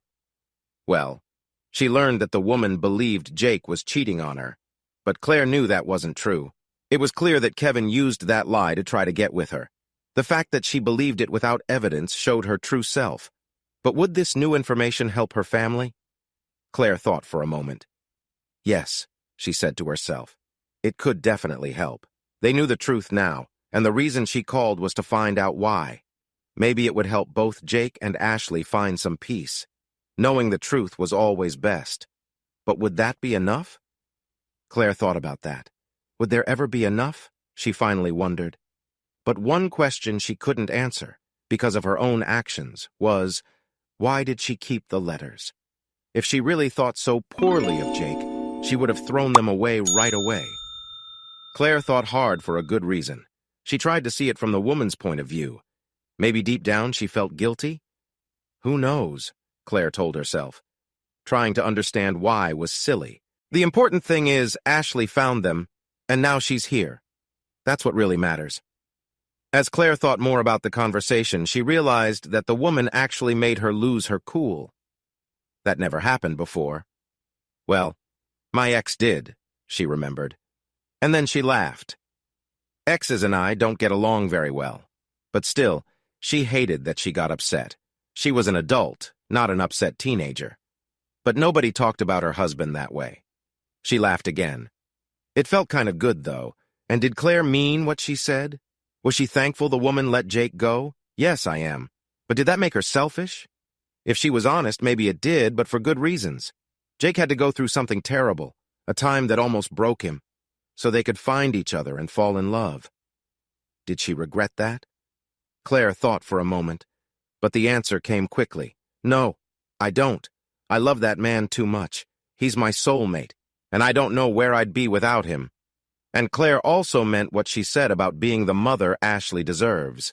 Ashley might never call her mom, but that was fine. Claire nodded, feeling sure, then said out loud, I'm going to be the best mother I can be to her. Taking one last deep breath, she stood up and looked around her kitchen. She smiled at what she saw. This was the home she built with her husband for their family, which now included Ashley.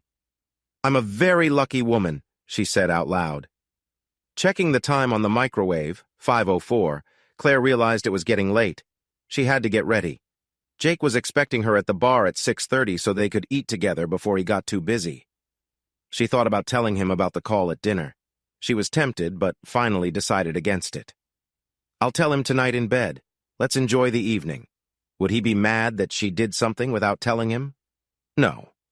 They trusted each other completely. He might feel a little upset at first, but he would understand why she did it. After all, she learned that from him. He always put the ones he loved before himself. Then she smiled. Tonight was going to be great. She was excited for Jake and Ashley to show themselves as a couple. And Robin, Garrett's wife, would be there too. Claire always had a good time when wine, music, and Robin were around. Looking around one last time, Claire decided to push away the worries from the last 30 minutes. But deep down, she knew the hard times weren't over. Ashley still had a tough road ahead, but Claire was hopeful. She had not given up when Jake needed help, and she wasn't going to give up now. She would do anything to keep her family strong. But the last question was, will everything ever go back to how it was? Probably not.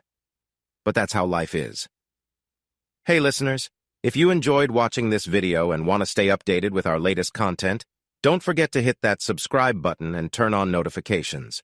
You won't want to miss out on what's coming next. Thanks for watching, and see you in the next video with Queen Cheating Tales.